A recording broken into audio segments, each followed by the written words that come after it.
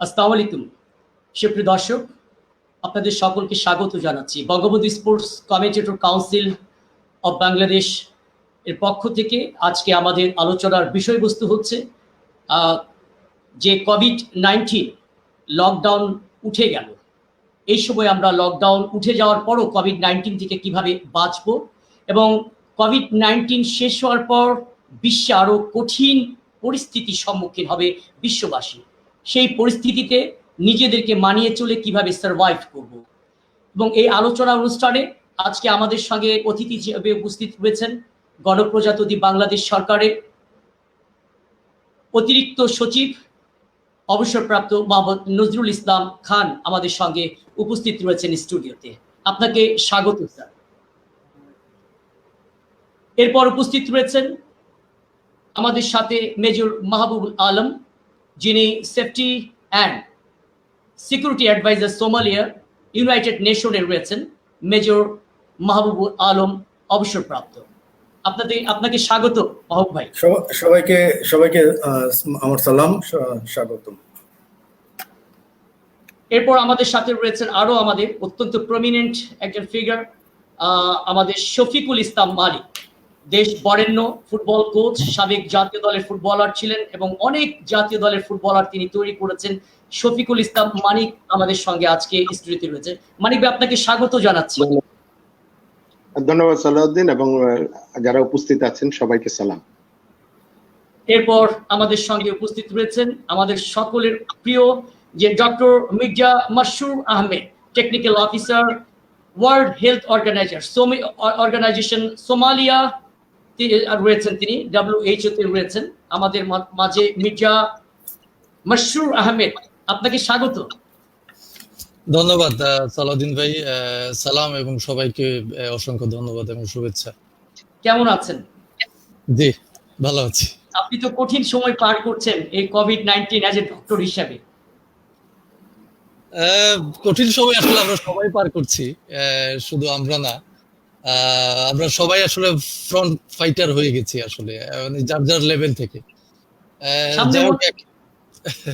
But of course WHO তো আমরা lead করছি মানে এই মুহূর্তে করোনা প্রিপেয়ারনেস, সুতরাং আমাদের দায়িত্ব এবং কাজটা কম্পারেবলি একটু বেশি। সো আমি এই মুহূর্তে সোমালিয়াতে আছি। গত 4 মাস যাবত কোভিড রেসপন্সকে সাপোর্ট করছি WHO Somalia ministry of health এবং সোমালিয়া গভর্নমেন্ট। রাইট, কিভাবে এটাকে আমরা বাঁচতে পারি, মানব সম্প্রদায়কে বাঁচানোটাই আপনাদের এখন মূল কাজ না? নিশ্চয়ই মাহবুব ভাই আছেন আমাদের সঙ্গে। মাহবুব ভাই, নিশ্চয়ই আপনি তো যদিও ডাক্তার নন, কিন্তু ইউনাইটেড নেশনের সাথে জড়িত এবং সেখান থেকে একটা বড় সাপোর্ট সারা পৃথিবীর মানুষকে দিতে চেষ্টা করছে ইউএন। সেই ক্ষেত্রে আপনার কিভাবে দেখছেন? আপনিও এই মুহূর্তে সোমালিয়াতে আছেন। এই বর্তমান ক্রাইসিসের সময়ে আমাদের সবারই মূল লক্ষ্য নিরাপদ থাকা এবং সুরক্ষিত থাকা। সেখানে আমার কাজের পরিধির মধ্যেও এটা পড়ে, যদিও আমার কাজের পরিধি বেসিক্যালি নিরাপত্তার মধ্যে এখন এই সেফটিটাও চলে এসছে। So COVID-19 has impacted all of us equally. It has taken a very big role in my day to day activity. আমার সারাদিনের কাজের মধ্যে আগের থেকে যে কাজগুলো করতাম তার থেকে এখন এই কাজে আমাকে বেশি সময় দিতে হচ্ছে। Will talk about it. এবং শুধু আমরা যেই কাজ করি সেটার চাইতেও আমাদের নিজস্ব ব্যক্তিগত চিন্তা ভাবনা আছে, ব্যক্তিগত লেখাপড়া আছে, আমাদের নিজস্ব গবেষণা আছে। সেগুলোর ভিত্তিতে আমরা আমাদের দেশের জন্য কি করণীয়, আমাদের সমাজের জন্য কি করতে পারি, কিভাবে দ্য ওয়ার্ল্ড উইল চেঞ্জ, আমরা কি এক্সপেক্ট করি, ওগুলো নিয়ে আমরা আমাদের মতামত বিনিময় করতে পারবো। অবশ্যই আপনার কাছে আমি আসবো। আমি নজরুল ইসলাম স্যারের কাছে একটু যেতে চাই। স্যার, আপনাকে পেয়ে আমরা খুব আনন্দিত। আপনি অনেক ব্যস্ততার মধ্যে সময় দিয়েছেন। প্রত্যেকটি অতিথি আমার আজকে অনেক ব্যস্ততার মধ্যে সময় দিচ্ছেন আমাকে, আপনার ধন্যবাদ। আমরা আশা করব যে আপনাদের কথার মধ্য দিয়ে একটি ইনফরমেশন বাংলাদেশের মানুষের কাছে যাবে এবং সেই ইনফরমেশনের কারণে বাংলাদেশের মানুষ যে আক্রান্তের হার বৃদ্ধি পাচ্ছে, সেই বৃদ্ধি ক্রমশ গ্রাফ নিম্নগামী হবে, সেই প্রত্যাশা আমরা করছি। স্যার, আপনি এই বাংলাদেশে এখন যে পরিস্থিতি, এই যে কোভিড-19, এটাকে কিভাবে আপনি দেখছেন স্যার? ধন্যবাদ উপস্থাপক, সম্মানিত উপস্থাপক এবং আলোচকবৃন্দ। এই সম্বন্ধে আমরা সকলেই জানি, সকলেই অবগত আছি এবং আমাদের এখানে সকলেই এখন এক্সপার্টই হয়ে গেছে বলতে। তো কোভিড-19 এটা একটা মহামারী আকারে এসছে আমাদের কাছে। তো এটাকে আমরা মহামারী আকারে আমরা দেখছি, এবং এই মহামারীতে বাঁচার জন্য আমাদের যে যুদ্ধ করতে হবে, সেই জন্য আমাদের যে প্রস্তুতির দরকার, সেই প্রস্তুতি আমাদের এখন আসল দরকার। এবং আমাদের যে সমস্যা হচ্ছে আমাদের সচেতনতার অভাব। এই যে এই বিষয়গুলো, কারণ লকডাউন যখন হলো তখনও দেখা গেল যে মানুষ এদিক ওদিক ছুটছে, ওদিক ওদিক যাচ্ছে। তো এইগুলো সমস্যা আমাদের আছে। তারপরে স্যার, এই সচেতন, আপনি একটা ভালো কথা বলেছেন, সচেতনতার অভাব রয়েছে। আপনার কাছে বিস্তারিত আসবো স্যার। আমি একটু মানিক ভাইয়ের কাছে যে আমি দুইটা প্রতিবেদন নিয়ে আপনাদের কাছে বিস্তারিত জানার জন্য আসবো। মানিক ভাই, আপনি খেলোয়াড় এবং খেলোয়াড়দের গুরু বাংলাদেশের, এটা কোনো মানে বিশাল ব্যাপার, আপনি সকল খেলোয়াড়দেরই গুরু। আপনি খেলাধুলা বন্ধ, এই কোভিড-19 আপনার খেলোয়াড়রা কেমন আছে? যদি সহজ কথায় বলতে যাই, খুব অস্থির অবস্থায় আছে। কারণ এই ধরনের সিচুয়েশনে আমাদের খেলোয়াড়রা কখনো পড়েনি। কারণ রেস্ট পেয়েছে, কিন্তু তারা ক্লাবের রেস্ট পেলে, হয়তো ন্যাশনাল টিমের রেস্ট পেলে, তারা বাড়িতে যে খেলাধুলার সাথে সংস্পৃক্ততা থাকতো, তাদের কোথাও না কোথাও খেলতো, তাদের কোনো কম্পিটিশনের ব্যবস্থা এখন মানে তারা নিজেরা করতে পারছে না, বাসায় বসে থাকছে। তো একটা খেলোয়াড় যখন মানসিক এবং শারীরিকভাবে কিছুটা অকেজো হয়ে যায়, তখন ডেফিনেটলি মনের অবস্থা ভালো থাকার কথা না। আমি মনে করি খেলোয়াড়রা কেউই ভালো না, সবাই অস্থির আছে। কবে মাঠে ফিরবে, ফিরাটাই যথেষ্ট না, সবকিছু চিন্তা করেই ফিরতে হবে। বিকজ খেলোয়াড়রা কিন্তু একটা জাতির মেরুদণ্ডই বলবো। খেলার ক্ষেত্রে একটা জাতীয় খেলোয়াড় একদিনে তৈরি হয় না। সাকিব একদিনে তৈরি হয় না, তামিম একদিনে তৈরি হয়নি, আমাদের মামুনুল একদিনে তৈরি হয়নি, জামাল ভুঁইয়া একদিনে তৈরি হয়নি। তারা অনেক কষ্ট করে এই জায়গাটাতে আসছে। তাদেরকে আসলে যে কোনো সিদ্ধান্ত চাপিয়ে দেওয়াও যাবে না, এবং চাপিয়ে না দিলেও তারা কি করবে, কিভাবে এখান থেকে তাদের পারফরমেন্সটা ধরে রাখবে, ইন্ডিভিজুয়ালি সবসময় পারফরমেন্স ধরে রাখার জন্য যথেষ্ট নয়। তো আমি মনে করি বিশ্বের অনেক দেশই আস্তে আস্তে খেলাধুলায়, ওদের সাথে আমরা কম্পেয়ার করছি, তারা অনেক উন্নত দেশ এবং তাদের ব্যবস্থাগুলো অত উন্নত আছে, আমাদের যেটা নেই। তো আমি মনে করি যে সরকার না, ফুটবল ফেডারেশন অবশ্যই খেলোয়াড়দের ক্ষেত্রে একটি গাইডলাইন দিবে, যে গাইডলাইনের মাধ্যমে খেলোয়াড়রা যাতে তাদের পারফরমেন্সটা ধরে রাখতে পারে এবং তারা যাতে বিকল হয়ে না যায়। কারণ কম্পিটিটিভ ম্যাচ না খেললে তাদের কিন্তু কম্পিটিশনের মুড গুলো থাকে না, এবং তারা ওই জায়গাটাতে ফিরে আসতে পারে না। তো আমি মনে করি ফুটবল ফেডারেশনের অবশ্যই দায়িত্ব রয়েছে এদিকে তাকানোর জন্য। অনেকবারই এরকম হয়েছে, খেলা লিগ হয়নি, বাট লিগ না হলেও ঢাকার বাইরে জেলাতে যে তারা খেলতে পেরেছে, বাড়িতে যে খেলতে পেরেছে, কম্পিটিশনের ভিতরে ছিল, তো তাদের ওই ক্ষতিগুলো হয় নাই। বাট এই মুহূর্তে এই যারা বসে বসে ঘরে কাটাচ্ছে, ডেফিনেটলি অনেকে হয়তো বলছে যে আমি ফিটনেস ধরে রাখার জন্য বাসায় বসে বসে কোর এক্সারসাইজ করছে, জিম করছে, এটা যথেষ্ট নয় একটা ফুটবল প্লেয়ারের জন্য। হ্যাঁ মানিক ভাই, আসবো আপনার কাছে। চলুন, আমরা দুইটা সুপ্রিয় দর্শক, আপনারা শুনছিলেন আমাদের আজকে অত্যন্ত সুনামধন্য অতিথিবৃন্দদের মতামত। আমাদের নজরুল ইসলাম স্যার বললেন যে বাংলাদেশের মানুষের সচেতনতার অভাব, মানিক ভাই বললেন তার খেলোয়াড়রা ভালো নেই, কিন্তু আমাদের মির্জা মাসরুর আহমেদ উনি আশার বাণী শোনাচ্ছেন, উনি চেষ্টা করছেন বাংলাদেশের মানুষকে সাপোর্ট দেওয়ার জন্য।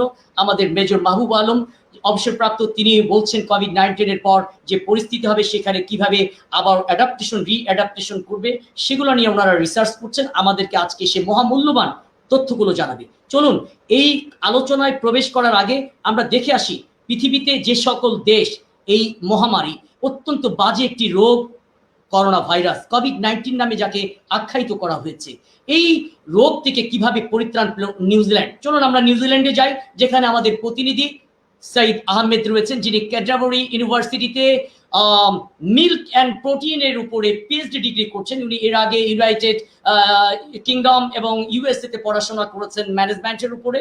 এবং আমরা চলে যাচ্ছি নিউজিল্যান্ডে, যেখানে আমাদের প্রতিনিধি রয়েছেন সাইদ আহমেদ। থ্যাংক ইউ সালাউদ্দিন ভাই, আসসালামু আলাইকুম। আশা করি আপনারা সবাই ভালো আছেন। আসলে নিউজিল্যান্ডের প্রেক্ষাপটটা, এখানে লোকজন তো বাংলাদেশের তুলনায় অনেক কম, মাত্র আপনার 45 লক্ষ লোকজনের বসবাস। এখানে সর্বপ্রথম যেটা করা হয়, আপনার প্রথম আগে বর্ডার ক্লোজ করা হয়, এটা প্রথম তাদের কাজ। এরপরে এটা বর্ডার ক্লোজ করার পরে এখানে কারফিউ জারির মতো একটা অবস্থান চলে আসে, যেটাকে বলা হয় লেভেল 4, যে লেভেল 4-এ যে লকডাউনটা ছিল এটাতে দোকানপাট সবকিছু বন্ধ ছিল, শুধু আপনার সুপার মার্কেট গুলো খোলা ছিল, আপনার পেট্রোল পাম্প মানে গ্যাস স্টেশনটা খোলা ছিল, আর ফার্মাসি খোলা ছিল। আর লোকজন যখন বাইরে গেছে তখন সবাই কিন্তু আপনার মাস্ক পরেই কিন্তু বাইরে মানে সুপার মার্কেটে যাওয়া কিংবা ফার্মাসিতে যাওয়া এইটা হয়েছে। কিন্তু আপনার কারফিউটা যেটা জারি ছিল লেভেল 4 লকডাউনের, যেটা লেভেল অ্যালার্ট লেভেল 4, এটা 25শে মার্চ থেকে 27শে এপ্রিল পর্যন্ত একটানা চলে। এটা ওই সময় যে লোকজন বিভিন্ন মানে কোম্পানিতে কাজ করত, সরকার থেকে ঘোষণা আসলো যে তাদের আপনার কোম্পানির যে টাকাটা পাইতো, স্যালারি আসতো, ওই টাকাটা সরকারের পক্ষ থেকে দেওয়া হবে, এবং সেটাই দেওয়া হয়েছে। এরপরে আপনার লেভেল 4 থেকে আস্তে আস্তে লেভেল 3, লেভেল 2, লেভেল 1। এখন আজকে পর্যন্ত নিউজিল্যান্ডের করোনায় আক্রান্ত 1504 জন, এর মধ্যে সুস্থ হয়েছে আপনার 1481 জন, মারা গেছে 22 জন। এখন পর্যন্ত একটা কেস আছে শুধু পজিটিভ। আর যে 22টা মারা গেছেন ওনারা আপনার বয়স ছিল 70, 72 থেকে 90 এর মধ্যে। তো সেই তুলনায় কিন্তু আপনার নিউজিল্যান্ডে আপনার মৃত্যুর সংখ্যা অনেক কম এবং আপনার সুস্থর হার কিন্তু অনেকটা বেশি। 1504 এর মধ্যে আপনার 1481 জন কিন্তু সুস্থ হয়েছে। এইটার যেটা আমি এদের এখানে যেটা দেখা হলো যে এই করোনার আক্রান্ত যে কেসগুলো আসছে ওনারা মানে ক্লাসিফিকেশন করে ফেলছে। যে প্রথমে যে এটা যে ছড়ানোর যে একটা ক্লাসিফিকেশন নিয়ে আসছে যে কিভাবে এটা ক্লাস্টার প্রসেসে বেশি ছড়াইতেছে, না কমিউনিটি ট্রান্সমিশনে যাইতেছে, না ফরেন ডাইরেক্ট মানে বাইরে থেকে যেসব লোকজন আসতেছে ওনারা নিয়ে আসতেছে। তো দেখা গেছে যে আপনার 46% আসছে দেশের বাইরে থেকে, কারণ অনেক নিউজিল্যান্ডের লোকজন দেশের বাইরে জব করতেন এবং যখন দেখছে যে ইউরোপের পরিস্থিতি খারাপ তখন তারা নিজেদের দেশে রিটার্ন আসার সময় করোনা নিয়ে আসছে। ওই সময় সরকারের যে কাজটা ছিল তাদের সরাসরি আইসোলেশন সেন্টারে নিয়ে যাওয়া হয়েছে, যে কারণে এটা আপনার সরকার খুব নিখুঁতভাবে এবং সুন্দরভাবে এটা সরকারের পক্ষে নিয়ন্ত্রণ করা সম্ভব হয়েছে। আর এর মধ্যে সবচেয়ে বড় কথা যেটা, যে এখানে লোকজন কিন্তু আপনার ল অ্যান্ড অর্ডারটা যথেষ্ট ফলো করে, কারণ এখানে যখন ঘোষণা দেওয়া হয় লেভেল 4, খামাখা কোনো লোকজন যদি আপনার বাইরে ঘোরাফেরা করে তাহলে 6 মাসের জেল, কিন্তু এইটা ঘোষণা দেওয়া ছিল, যে কারণে কোনো লোকজন খামাখা বাইরে ঘোরাফেরা করে নাই। এবং আসলে লোকজন কিন্তু যথেষ্ট আপনার আপনার আইনের প্রতি যথেষ্ট শ্রদ্ধা আছে এখানে। এটা কিন্তু অনেক বড় একটা একটা দিক এটা, যে কারণে এই অল্প দিনের মধ্যে আপনার করোনার পরিস্থিতিটা আপনার যথেষ্ট নিয়ন্ত্রণে নিয়ে আসা সম্ভব হয়েছে নিউজিল্যান্ডে। তো এটাই ছিল আমার কাছে সর্বশেষ আপডেট, যে নিউজিল্যান্ডে আপনার এখন ইউনিভার্সিটি শুধু আমাদের রিসার্চ সেন্টার গুলো এখন খোলা আছে, আমরা যেতে পারতেছি, আর স্কুলগুলো খোলা আছে, বাচ্চাদের ডিস্টেন্স মেনটেন করেই ক্লাসে বসা হয়, এবং আমাদের রিসার্চ সেন্টারেও খোলা আছে, কিন্তু ক্লাসগুলো এখনো হয়নি, ক্লাস সবগুলো বন্ধ আছে। সাহেব ভাই, আমি একটু জানতে চাচ্ছি যে ল অ্যান্ড অর্ডার ইমপ্লিমেন্টটা গভর্নমেন্ট করেছে, সাধারণ জনগণের সহযোগিতাটা কিভাবে ছিল নিউজিল্যান্ড? মানে আসলে এখানকার লোকজন এটার প্রতি যথেষ্ট শ্রদ্ধাশীল। যদি গভর্নমেন্ট একবার ঘোষণা দেয় ওইটা না আর কোনো আপনার দ্বিতীয় কোনো চিন্তা করতে হবে না, যে Right. লোকজন মানবে কিনা, লোকজন মানে কিনা, লোকজন মানে বাংলাদেশে যে পরিস্থিতিটা হয়, মানে পুলিশ যদি এক পাশে ধাওয়া দেয় অন্য পাশে লোকজন দৌড় দেয়, পরে পুলিশ চলে গেলে আবার উকি দেয় যে লোকজন পুলিশ গেছে কিনা। তো ওই ধরনের কিন্তু কিচ্ছা কাহিনী আপনার নিউজিল্যান্ডে নাই। তখন সরকার ঘোষণা দেওয়া হলো যে খামাখা কোনো লোকজন বাইরে ঘোরাফেরা না করে, যদি কেউ বাইরে ঘোরাফেরা করে তাহলে তাকে অ্যারেস্ট করা হবে এবং তাকে 6 মাসের জেল দেওয়া হবে। তো যে কারণে সাধারণ লোকের কোনো প্রশ্নই আসে না বাইরে ঘোরাফেরা। এটা এই যে জেল এবং অর্থদণ্ডটা কেন, নিউজিল্যান্ডের মানুষ তো সভ্য, করুন, এই দুইটা কেন রাখলো জড়িত? কিন্তু মানে আসলে এটা মানে যে ফোর্স, এটা ধরেন একটা মেন্টাল প্রেসার দেওয়ার জন্য মানে এটা করছে যথাসম্ভব, যে যাতে বাইরে ঘোরাফেরা করলে মানে তাকে 6 মাসের জেল। এখানে তো একটা মানুষের কিন্তু $6,000 জরিমানা দিতে রাজি আছে, কিন্তু 6 মাস জেলে থাকতে রাজি না। অবশ্যই অবশ্যই, এটা ভালো কথা বলেছেন সাইদ ভাই, আপনাকে অনেক ধন্যবাদ আপনি নিউজিল্যান্ড থেকে আমাদের সাথে যোগ দেওয়ার জন্য। সুপ্রিয় দর্শক, আপনারা শুনছিলেন যে নিউজিল্যান্ড থেকে আমাদের প্রতিনিধি ক্যান্টারবারি ইউনিভার্সিটিতে যিনি মিল্ক এবং প্রোটিনের উপরে পিএইচডি ডিগ্রি করছেন, রিসার্চ করছেন, অত্যন্ত হাইলি এডুকেটেড লোক সাইদ আহমেদ ছিলেন। আমরা শুনে আসবো যে অস্ট্রেলিয়াতে এত বড় একটি মহাদেশ বলে আখ্যায়িত সেই দেশটি কিভাবে সামাল দিল কোভিড-19, সেখানে অপেক্ষা করছে আমাদের জন্য আমাদের প্রতিনিধি যিনি রয়েছেন ফরহাদ শারমিন সুমি। আসসালামু আলাইকুম। সবাইকে সালাম জানাচ্ছি। আপনারা আশা করি ভালো আছেন। আম হ্যাঁ, অস্ট্রেলিয়ায় আমাদের যেটা হয়েছে, অস্ট্রেলিয়ায় আমরা এখন মোটামুটি ৬ টা স্টেটে আমাদের এখন 0 করোনা ভাইরাস। আর শুধু মেলবোর্নে ল্যাব টেস্ট আমাদের ১১ জন ধরা পড়েছে। সো মোটামুটি অস্ট্রেলিয়া এখন কন্ট্রোল করতে পেরেছে তাদের করোনা ভাইরাস এফেক্টেড পারসন। আর এটা যেভাবে তারা কন্ট্রোল করেছে তার মধ্যে যদি আমি আমার মতামত দেই, আমার যেটা মনে হয় যে ওরা ১ম এই যে কাজটা করছে, কারণ ১ম অস্ট্রেলিয়ায় জানুয়ারির ২৫ তারিখে ধরা পড়েছিল একজন লোক চায়না থেকে আসছিল, হং থেকে। তো তখন ওরা সাথে, সাথে যেটা করলো, ওরা মার্চের ২০ তারিখের দিকে ওরা ১ম এ যেটা করলো যে সমস্ত বর্ডার বন্ধ করে দিল। কোনো নন রেসিডেন্ট পিপল আসতে পারবে না অস্ট্রেলিয়ায়। এটা বিরাট কাজ দিয়েছে। ওরা কোনো নন রেসিডেন্ট পিপলকে অ্যালাউ করেনি এবং সাথে, সাথে যেটা করেছে যারা অস্ট্রেলিয়ান পিপল যারা দেশের বাইরে ছিল, তারা যখন ফিরেছে তাদেরকে তারা সরাসরি আইসোলেশনে নিয়ে গিয়েছিল স্পেশাল ২ টা হোটেলে। এমন না যে তারা বাসায় চলে গেছে, স্পেশাল আইসোলেশনে ছিল তা না। তারা সরাসরি এয়ারপোর্ট থেকে স্পেশাল ওয়েতে তারা স্পেশাল ২ টা হোটেল ছিল। ওই ২ টা হোটেলে তারা আইসোলেশনে ছিল এবং তাদের যারা ক্লোজ কন্টাক্ট ছিল তারাও তাদের ট্র্যাকিং এর মধ্যে ছিল যে তাদেরকেও মানে 14 ডেজ বা 2 উইকস কোয়ারেন্টাইনে থাকতে হবে। সো এটা তারা খুব স্ট্রিক্টলি ফলো করছে। সো দ্যাটস ওয়াই এটা স্প্রেড করাটা এত সহজে স্প্রেড হয় নাই। আর তারা খুব প্রচুর টেস্টিং করছে ওরা।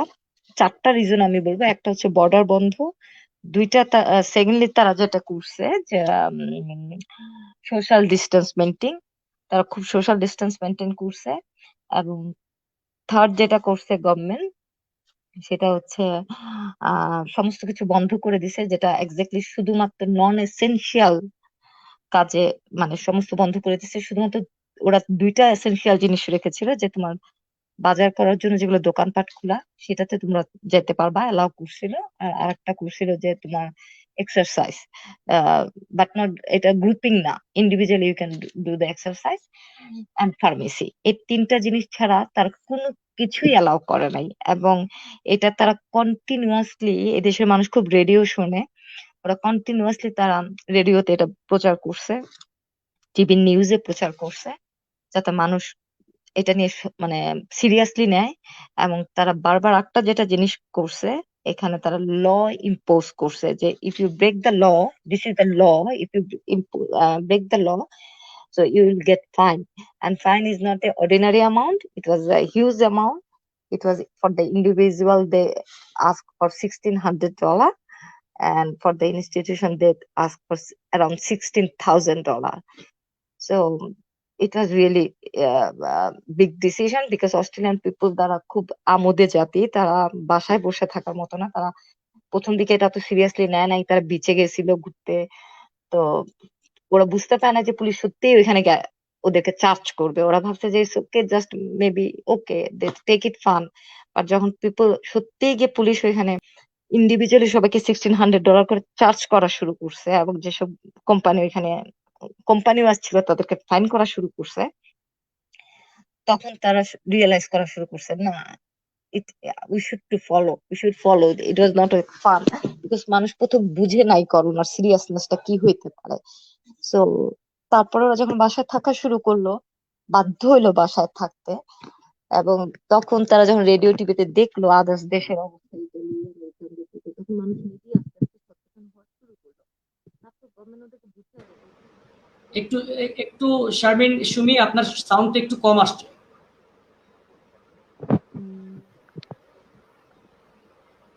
হ্যালো, আপনার সাউন্ড আসছে না, সাউন্ডটা আসছে না। সাউন্ডটা একটু অফ করে আবার চালু করেন, আবার চালু করেন, বলেন তো। হ্যাঁ,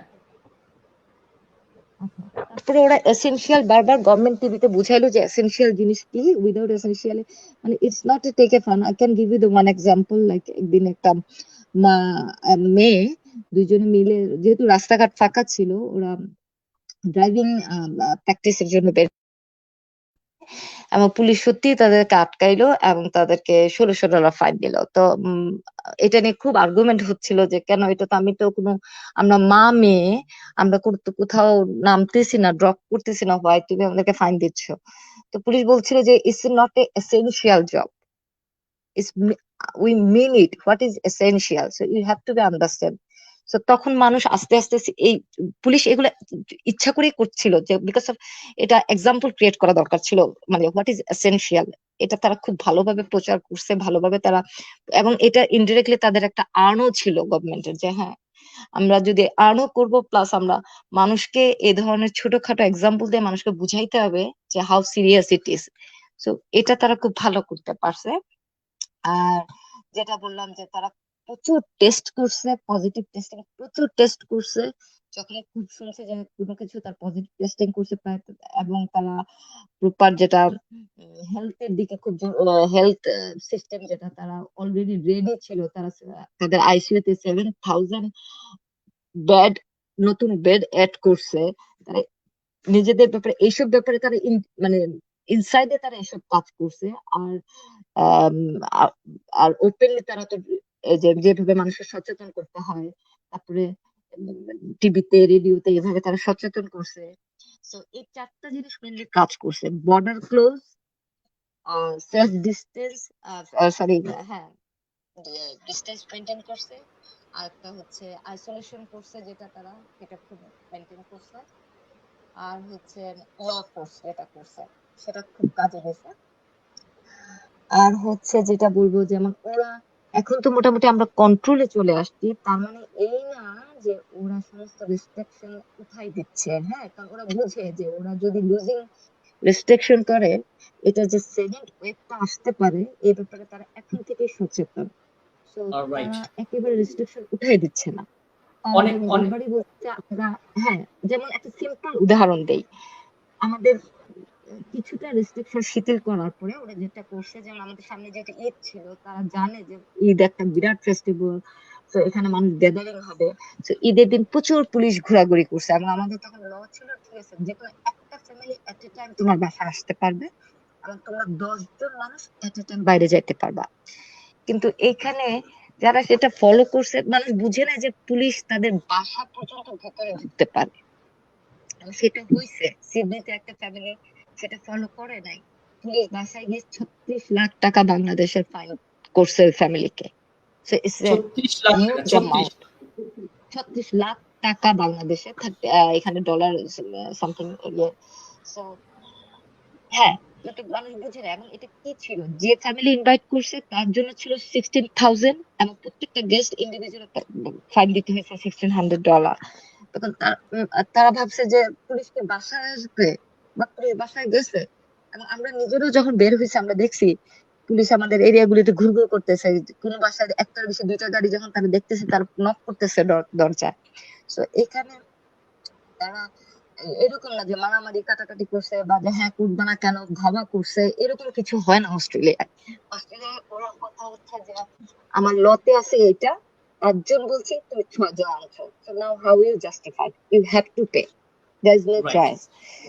So এখানে ইমপ্লিমেন্টটা খুব ভালো মানে ওরা করে, এবং লটা মানতে বাধ্য মানুষ, থ্যাংক মানতে ইউ, বাধ্য, কোনো থ্যাংক ইউ চয়েস না। সুমি। So এইভাবেই তারা আসলে কন্ট্রোল করে ফেলছে সব, মানে কন্ট্রোল করছে এখন পর্যন্ত। এবং সবচেয়ে যেটা কাজ করছে ওই যে বললাম সেলফ ডিস্টেন্স 3 মিটার সেটা মেনটেন করছে যেখানে, এবং সবচেয়ে বড় কথা তার স্কুল অফিস সবকিছু তো বন্ধ করে দিচ্ছে, শুধুমাত্র এসেনশিয়াল জব বললাম তো দুইটা, এই খাবার কিনতে বাইরে যাবা আর নিজের এক্সারসাইজ ছাড়া তার সবকিছু তো বন্ধ। তারা ইকোনমিক্যাল ইম্প্যাক্ট হবে জানে, কিন্তু ইকোনমিক্যাল ইম্প্যাক্ট তারা বলছে তো তুমি ঘরে বসে কাজ করো, এবং ঘরে বসে অফিস চলতেছে, ঘরে বসে ইউনিভার্সিটি অনলাইনে চলতেছে।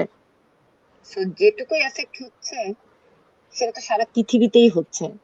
তাদের ওকে, আগে কন্ট্রোল ছিল যে আমরা আগে মেজার আগে কন্ট্রোল করি, আমরা যদি বেশি দেরি করি তাহলে এটা আরো বড় ডিজাস্টার হবে। So, সেটাই থ্যাংক কাজ ইউ সুমি। করছে actually। Thank you very much আমাদের সাথে জয়েন করার জন্য। আমরা আপনার রিয়েল ইনফরমেশন উই গট, এবং আশা করি আপনার ইনফরমেশন কাজে লাগবে। আমরা আপনাকে আমাদের সাথে যোগ দেওয়ার জন্য অসংখ্য ধন্যবাদ সুমি। সুপ্রিয় দর্শক, আমরা শুনছিলাম এই মুহূর্তে আমাদের যিনি প্রতিনিধি ছিলেন অস্ট্রেলিয়ার শারমিন ফারহাদ সুমির কাছ থেকে কথা শুনছিলাম।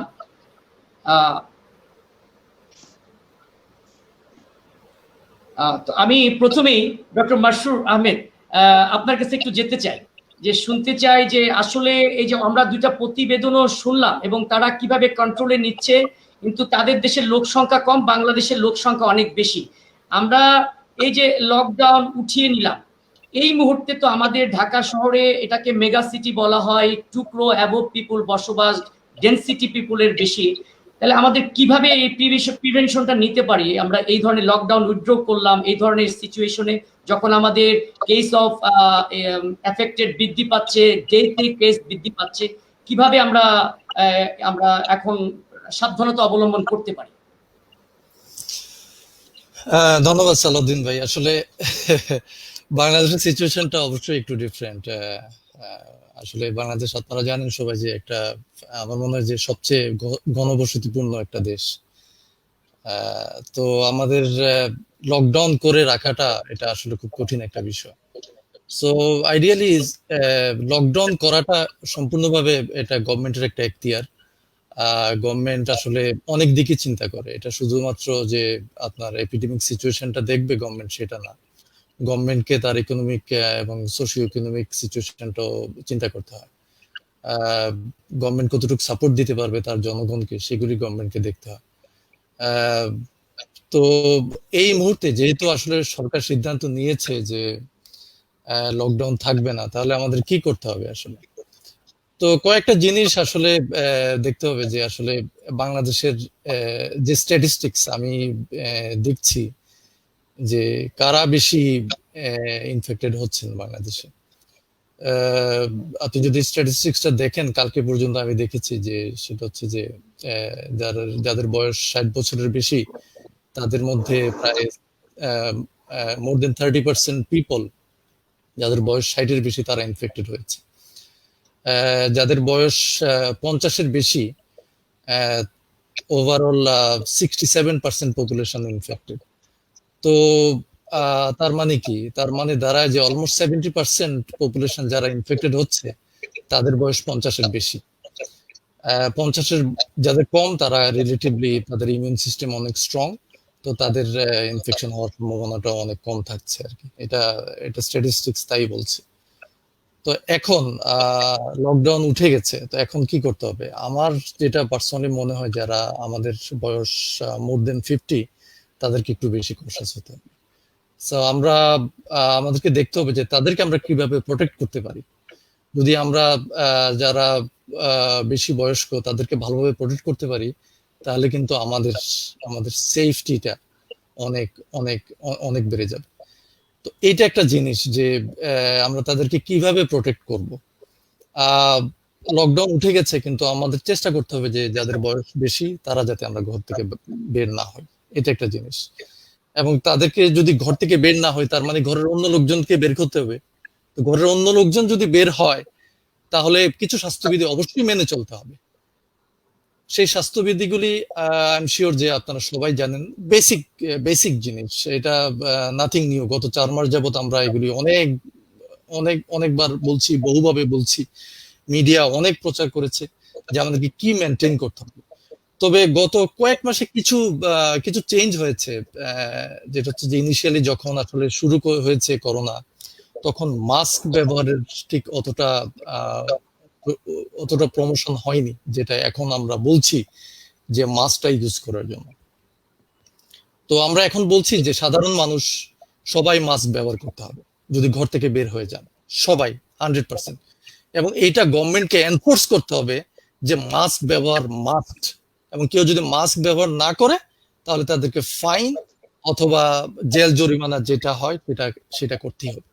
এবং যদি শুধুমাত্র মাস্ক ব্যবহার করি, তাহলে কিন্তু আমাদের যে পসিবিলিটি অফ ইনফেকশন, রোগ ছড়ানোর প্রাদুর্ভাবটা অনেক কমে যায়। আমি ফেসবুকে অনেক দেখেছি, অনেকেই অনেকভাবে পোস্ট দিয়েছেন যে দুইজনেই যদি মাস্ক ব্যবহার করে, সবাই যদি মাস্ক ব্যবহার করে, তো কিভাবে আমাদের রোগ ছড়ানোর সম্ভাবনাটা কমে যায়। তো আমরা বলছি যে আমরা ক্লথ মাস্ক ব্যবহার করতে পারি সাধারণ মানুষ, এবং এটা অবশ্যই আপনি ঘরেও বানাতে পারেন, আপনি বাইরে থেকেও কিনতে পারেন। আমরা বলছি যে যদি ক্লথ মাস্কটা 2 লেয়ারের হয় তো এটা অনেক ভালো।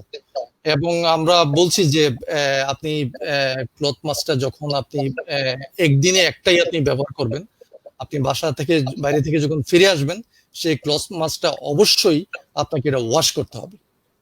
এটা দিস ইজ ম্যান্ডেটরি। একটা মাস্ক আমরা 2 দিন ব্যবহার করতে পারবো। আমরা অবশ্যই আমরা রিইউজ করব, কিন্তু এটা অবশ্যই ওয়াশ করতে হবে। এটা দিস ইজ ম্যান্ডেটরি।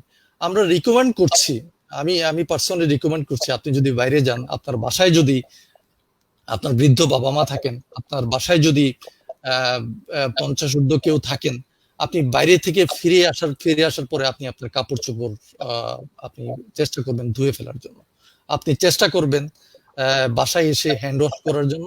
যদি সম্ভব হয় আপনি একটা শাওয়ার নেবেন, একটা গোসল নেবেন, যাতে বাসার অন্য যারা আছে, যারা বাইরে যায়নি, তারা সেফ থাকে। এটা একটা জিনিস। আর যারা বাইরে যাচ্ছেন, সেই আবার একই জিনিস আমরা কথা বলছি যে আমরা ফিজিক্যাল ডিস্টেন্সিংটা আমরা কিভাবে মেনটেন করব। আমরা চেষ্টা করব এই লকডাউন উঠে যাওয়ার পরে, আমি জানি যে বাংলাদেশে যে ফিজিক্যাল ডিস্টেন্সিং মেনটেন করা এটা খুবই কঠিন একটা কাজ, এটা ইজি না। এরপর আমরা চেষ্টা করব যে যেখানে ভিড়, সেই ভিড়টা কিছুটা হলে আমরা অ্যাভয়েড করার চেষ্টা করব। আননেসেসারি আমরা যেখানে গণজমায়েত হচ্ছে সেই জমায়েত কম যাওয়ার চেষ্টা করব। এখন এটা করব। আর আমি হ্যান্ড ওয়াশিং এর কথা বলছি। আর হচ্ছে যেটা ওভারঅল যে আমাদের এখন প্রোটেকশনটা আমাদের দিতে হবে আমাদের যাদের বয়স 50 ঊর্ধ্ব। এটি হচ্ছে আমার রিকমেন্ডেশন সো ফার।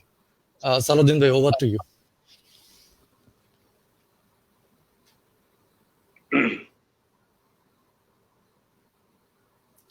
সালাউদ্দিন ভাই, আপনার কথা আসছে না আমাদের? আসলে এখন মনে আমাকে শুনতে পাচ্ছেন। আমাদের বাংলাদেশের অত্যন্ত প্রমিনেন্ট একজন ধারাভাষ্যকার আলফাজ উদ্দিন আহমেদ, যিনি প্রশ্ন করেছেন আপনার কাছে। উনি জানতে চেয়েছেন একটি কোশ্চেন, টেস্টিং মেথডটি কি ছিল এবং কত দ্রুত টেস্ট রেজাল্ট পাওয়া যায় এবং what is the cost of testing. আমরা টেস্টিং অনেক পিছিয়ে আছি, রেজাল্ট টাইম অনেক সময় নিচ্ছে, এক্সপেন্সিভ, বেশি টাকা খরচ হচ্ছে। এটাকে কিভাবে সহজলভ্য করা যায়, সহজতর করা যায় বাংলাদেশের মানুষের কাছে? ধন্যবাদ। আসলে এটা খুবই একটা জটিল প্রশ্ন। ইনফ্যাক্ট জটিল প্রশ্ন এই সেন্স, মাঝে মধ্যে কিছু কিছু প্রশ্নের উত্তর দেওয়াটা খুব কঠিন। তো বাংলাদেশ এবং আসলে ওয়ার্ল্ড হেলথ অর্গানাইজেশন এখন পর্যন্ত যেটা মোস্ট পপুলার এবং যেটা অ্যাপ্রুভ করেছে সেটা হচ্ছে, আমরা বলি এটাকে রিয়েল টাইম পিসিআর টেস্ট। তো এটা হচ্ছে, এটার রিলায়েবিলিটি ইজ মোর দেন 98-99%। এবং বাংলাদেশ এই রিকমেন্ডেশনটা অ্যাডপ্ট করেছে এবং এই পিসিআর টেস্ট বাংলাদেশে চলছে। এবং আমি যতটুকু জানি যে এখন পর্যন্ত আমরা তো একেবারে জিরো থেকে শুরু করেছি পিসিআর টেস্ট, এবং গতকাল বা তার আগের দিন পর্যন্ত অলমোস্ট 12,000 টেস্ট প্রতিদিন হচ্ছে আর কি। তো এখন রিয়েল টাইম পিসিআর এস্টাবলিশ করা এবং এটার যেসব আনুষঙ্গিক জিনিসপত্র লাগে, যেসব রিয়েজেন্ট গুলি লাগে, এই মুহূর্তে these are very expensive globally because of the demand. Source is very limited. Most of the ক্ষেত্রে যেটা হয় যে ইউরোপ এবং চায়না থেকেই রিয়েজেন্ট গুলি আনতে হয়। তো বাংলাদেশে ওই রিয়েজেন্ট গুলি হয় না, এটা ইম্পোর্টেড, এবং এটা পাওয়া গভর্নমেন্টের জন্য এটা ইজ কোয়াইট ডিফিকাল্ট। যার কারণে ওই যে রিয়েজেন্টের দামই অনেক অনেক অনেক বেড়ে গেছে। আমরা এখানে WHO আমরা সাপোর্ট করছি সোমালিয়াকে টেস্ট করার জন্য। আমরা দেখেছি যে ইনফ্যাক্ট একটা পিসিআর মেশিন যদি আমি 1 মাস ব্যবহার করি, এইটার খরচ অলমোস্ট মোর দেন $50,000 লাগে। বিলিভ ইট অর নট, এটা বাংলাদেশি টাকা প্রায় 50 লক্ষ টাকার বেশি। একটা পিসিআর মেশিন যদি 30 দিন রান করে, একটা মেশিন দিয়ে আমরা 2টা সাইকেল আমরা ইউজ করতে পারি, অর্থাৎ 90টা টেস্ট একবারে করা যায়। সারাদিন যদি আমি ওই মেশিনটা চালাই তাহলে 180 থেকে 200। এখন নতুন আরেকটা মেশিন এসেছে, ম্যাক্সিমাম 300-350 টেস্ট একটা পিসিআর মেশিন দিয়ে করা যায়। এবং ওই একটা পিসিআর মেশিন চালাতে এটা এই মুহূর্তে এত বেশি এক্সপেন্সিভ হয়ে গেছে, যেটার কস্ট ইজ ভেরি হাই। তো আমরা ক্যালকুলেট করে দেখেছি যে পার টেস্টে খরচ 3 থেকে 4,000 টাকার কম হওয়ার কথা না একটা টেস্ট করার। এখন এই মুহূর্তে এইটার কস্টিংটা কমিয়ে আনা is quite difficult, very difficult. Ah, এই মুহূর্তে ডাব্লিউএইচও আরেকটা টেস্ট রিকমেন্ড করছে, এটাকে আমরা বলি যে জিন এক্সপার্ট মেশিন। এটা আসলে এই মুহূর্তে এটা বাংলাদেশে এফোর্ড করতে হতে পারবে না, এটা একমাত্র শুধু আমেরিকাতেই করছে, ওরা শুরু করেছে। যদি জিন এক্সপার্ট মেশিন আসে ইন ফিউচারে, তাহলে হয়তো সিচুয়েশনটা কিছুটা চেঞ্জ হতে পারে। একটা টেস্ট যেটা ইনফ্যাক্ট ডাব্লিউএইচও এখন পর্যন্ত রিকমেন্ড করে নাই, সেটা হচ্ছে র্যাপিড টেস্ট। আপনারা সবাই জানেন যে বাংলাদেশের গণস্বাস্থ্য র্যাপিড টেস্ট শুরু করেছে। এটা আসলে পৃথিবীর বিভিন্ন দেশেই এই র্যাপিড টেস্টটা চালু হয়েছে। ইনফ্যাক্ট এটা এমন না যে ডাব্লিউএইচও রিকমেন্ড করে নাই বলে যে কোনো গভর্নমেন্ট এটা অ্যাডপ্ট করতে পারবে না, নট নেসেসারিলি। এটা যে কোনো গভর্নমেন্টের এখতিয়ার আছে, গভর্নমেন্ট ইচ্ছা করলে সিদ্ধান্ত নিতে পারে যে হ্যাঁ আমি এই কন্ডিশনে আমি পিসিআর আমি র্যাপিড টেস্ট করব।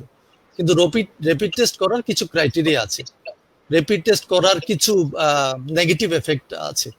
যেমন র্যাপিড টেস্টে ফলস নেগেটিভ রেজাল্ট আসতে পারে, অর্থাৎ আপনি যদি পজিটিভ হন আপনাকে হয়তো নেগেটিভ দেখাতে পারে, আবার নেগেটিভ যদি হয় পজিটিভ দেখাতে পারে। এটার পার্সেন্টেজটা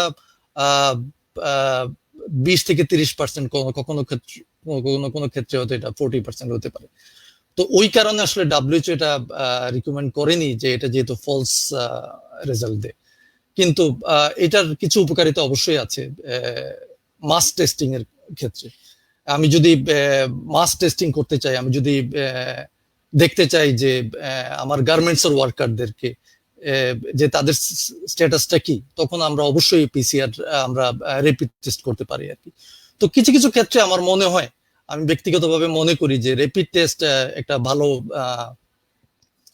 অল্টারনেট হতে পারে যে কস্ট কমিয়ে আনার জন্য। এবং র্যাপিড টেস্টের খরচ তুলনামূলকভাবে অনেক কম। আপনারা জানেন যে 300 থেকে 700-1000 টাকার মধ্যে র্যাপিড টেস্ট করা যায়। ইনফ্যাক্ট এটা যদি মাস প্রোডাকশনে যায় কোনো কোম্পানি, এবং বাংলাদেশি কোনো কোম্পানি, এটা তৈরি করাটা টেকনোলজিক্যালি খুব একটা কঠিন কিছু না। পৃথিবীর প্রায় মোর দেন 100 কোম্পানি এখন র্যাপিড টেস্ট তৈরি করছে, তো এটা অ্যাভেলেবেল।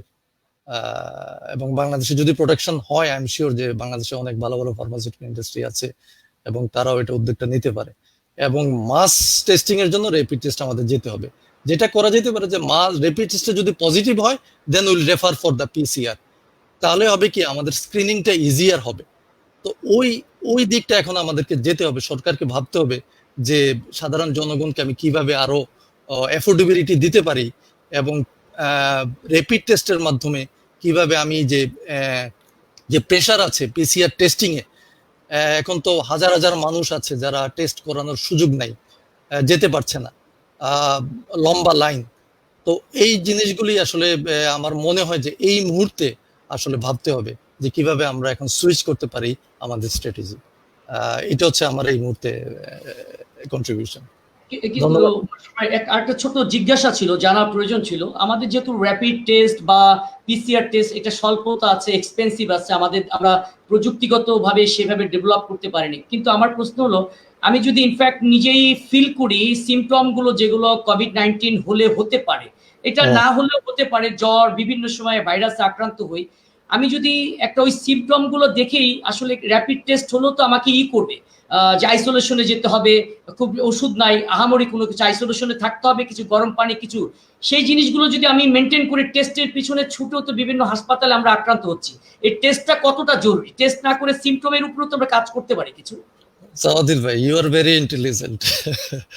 সো ওয়েল, আমাদেরকে দেখতে হবে যে আসলে আমি যদি টেস্ট করে, আমি যদি এই মুহূর্তে অসুস্থ হই, আমি জানি না, আমার হয়তো পজিটিভও হইতে পারে, কারণ আমি যাদের সাথে মিশছি এবং কথা বলছি এবং চলছি, এখানে অনেকেরই পজিটিভ হয়েছে, যদি আমি টেস্ট করাই নাই পার্সোনালি। কিছু সময়ের জন্য আমি অসুস্থ ছিলাম, সো বাট আমি নিজে টেস্ট করিনি। আমি নিজেকে জিজ্ঞেস করার চেষ্টা করেছি যে আমি যদি টেস্ট করাই আমার বেনিফিটটা কি। ঠিক আছে, আমার ফার্স্ট কোশ্চেন আমার নিজেকে আমি করেছি যে আমার বেনিফিটটা কি। আমার বেনিফিটটা হবে যে আমি আমার স্ট্যাটাসটা জানবো, ইয়েস আমার করোনা পজিটিভ হয়েছে। নাম্বার 2 হচ্ছে যে আমি যদি জানি আমার পজিটিভ, তবে আমি একটু স্ট্রিক্টলি আমি আমার আইসোলেশনটা, কোয়ারেন্টাইনটা আমি নিজেকে মেনটেন করতে পারবো। ঠিক আছে, এটা হচ্ছে 2টা বেনিফিট। আর একটা থার্ড বেনিফিট হচ্ছে একটা প্রোগ্রামেটিক বেনিফিট আছে। প্রোগ্রামেটিক বেনিফিট হচ্ছে যে আপনি প্রোগ্রামটা জানবে যে দেশের মানুষের কতজন টেস্ট পজিটিভ আছে, সেই অনুযায়ী কিছু প্রোগ্রামেটিক ডিসিশন আসলে নেওয়া যায়। তো এটা হচ্ছে বেনিফিট। কিন্তু আসলে আমি যদি জানি যে আমার করোনা পজিটিভ, আমার কিছু কিন্তু চ্যালেঞ্জও আছে। চ্যালেঞ্জগুলি কি? এটা অবশ্যই এটা একটা, আপনি জানেন যে এটা একটা আননোন ডিজিজ। আমরা এই ডিজিজটা সম্পর্কে এখন পর্যন্ত খুব একটা কিছু জানি না। আমি যদি নিজে জানি যে আমার corona positive, I will become panic. এটা এটা ন্যাচারাল, এটা সবাই, এবং সাধারণ মানুষ আরো বেশি প্যানিক হবে। আপনি জানেন যে এই প্যানিকের কারণে আমাদের দেশে স্টিগমা এত বেশি বেড়ে গেছে যে এখন কেউ যদি করোনাতে আক্রান্ত হয় তাকে সবাই ভয় পায়। কেউ যদি মারা যায় তাকে কবর দেওয়ার মতো মানুষ পর্যন্ত পাওয়া যায় না। এবং আরেকটা জিনিস হচ্ছে যে আমার যদি পজিটিভ হয়, আমার কি আসলে কোনো ট্রিটমেন্টের চেঞ্জ হবে কিনা? আসলে তো কোনো চেঞ্জ হবে না। আমার ট্রিটমেন্টটা সোফার যা আছে, যেটা WHO এখন পর্যন্ত বলছে, দের ইজ নো মেডিসিন। এখন যেটা আমরা বলছি যে এটা সিমটোমেটিক ট্রিটমেন্ট এখন আমাদেরকে দিতে হবে।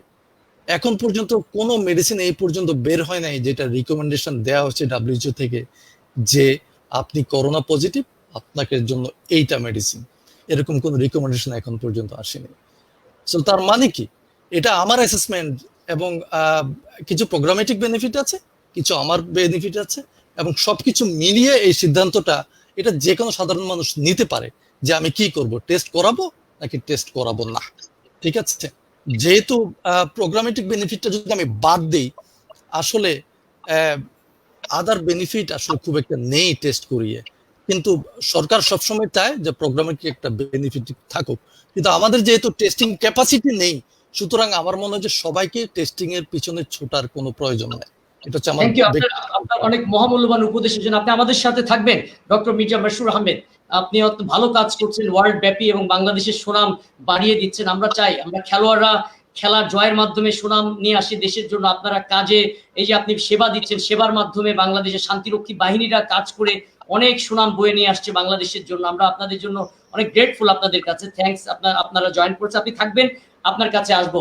স্যার আপনার কাছে একটু আমি নজরুল ইসলাম খান, আমি আপনার কাছে যেতে চাচ্ছি স্যার, যে আমাদের যে বর্তমান যে অবস্থা, যে আমরা আমাদের সরকার লকডাউন ওপেন করে দিল, আমাদের বাজেটের বিষয় আছে, অনেক কিছুর বিষয়, আর আপনি আপনি দীর্ঘদিন প্রাথমিক ও গণশিক্ষা মন্ত্রণালয়ের অতিরিক্ত সচিবের দায়িত্ব পালন করেন। আমরা জানি যে মূলত আপনি মন্ত্রণালয়টি মূল উপদেষ্টা ছিলেন, আপনি দিক নির্দেশনা দিতেন, পরিকল্পনা করতেন একজন চৌকস অফিসার হিসেবে।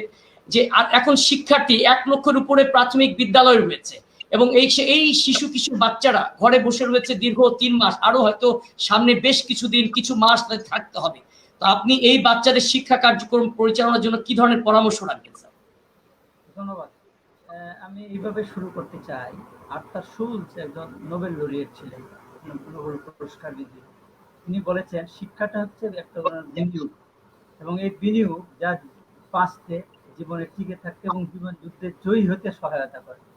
তাহলে আমার শিক্ষাটা হচ্ছে যে বাঁচতে হবে, জয়ী হতে হবে এবং জীবন যুদ্ধে টিকে থাকতে হবে। কাজে এই জিনিসগুলো যদি আমি চিন্তা করি, এই জিনিস চিন্তা করে আমার লকডাউন আছে, স্কুল বন্ধ আছে, তাহলে আমার তো হতাশ হলে চলবে না, আমাকে সেখানে পন্থা বের করতে হবে। আপনি দেখেন যদি পৃথিবীতে লক্ষ্য করেন তাহলে 3 ধরনের শিক্ষা পদ্ধতি, প্রয়োগ পদ্ধতি আছে, বিভিন্ন ধরনের ম্যানেজমেন্ট আছে, বিভিন্ন ধরনের লার্নিং আছে। কেউ ইমোশনাল লার্নিং এর কথা বলেন, কেউ ডিফারেন্সিয়েটেড লার্নিং এর কথা বলেন, কেউ স্মার্ট শিক্ষার কথা বলেন।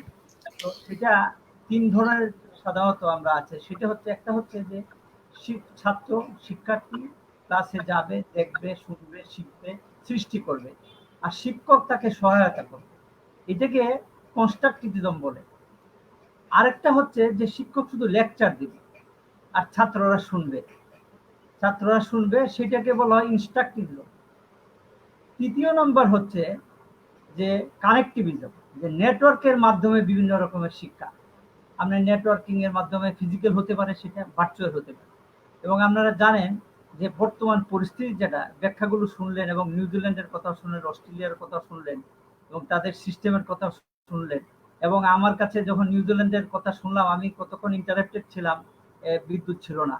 তো সেখানে শেষ সময় যেটা শুনলাম যে আমি নিউজিল্যান্ড ভ্রমণ করি, ভিজিটেড নিউজিল্যান্ড, আমার কাছে খুব ভালো লাগছিল যে তার কথাগুলো শুনে। তো সেখানেও তো লকডাউন ছিল এবং কঠিনভাবে লকডাউন ছিল। যেমন মানুষ তেমন ল অ্যাবাইডিং ফোর্স তেমন মানুষ ল অ্যাবাইডিং এবং ফোর্স এনফোর্সমেন্টটাও সেরকম ছিল। আমাদের কিন্তু প্রাথমিক অবস্থা থেকেই সব ক্ষেত্রেই কিছুটা ঢিলেঢালা ভাব ছিল, আমরা কিন্তু সেভাবে নিতে পারিনি।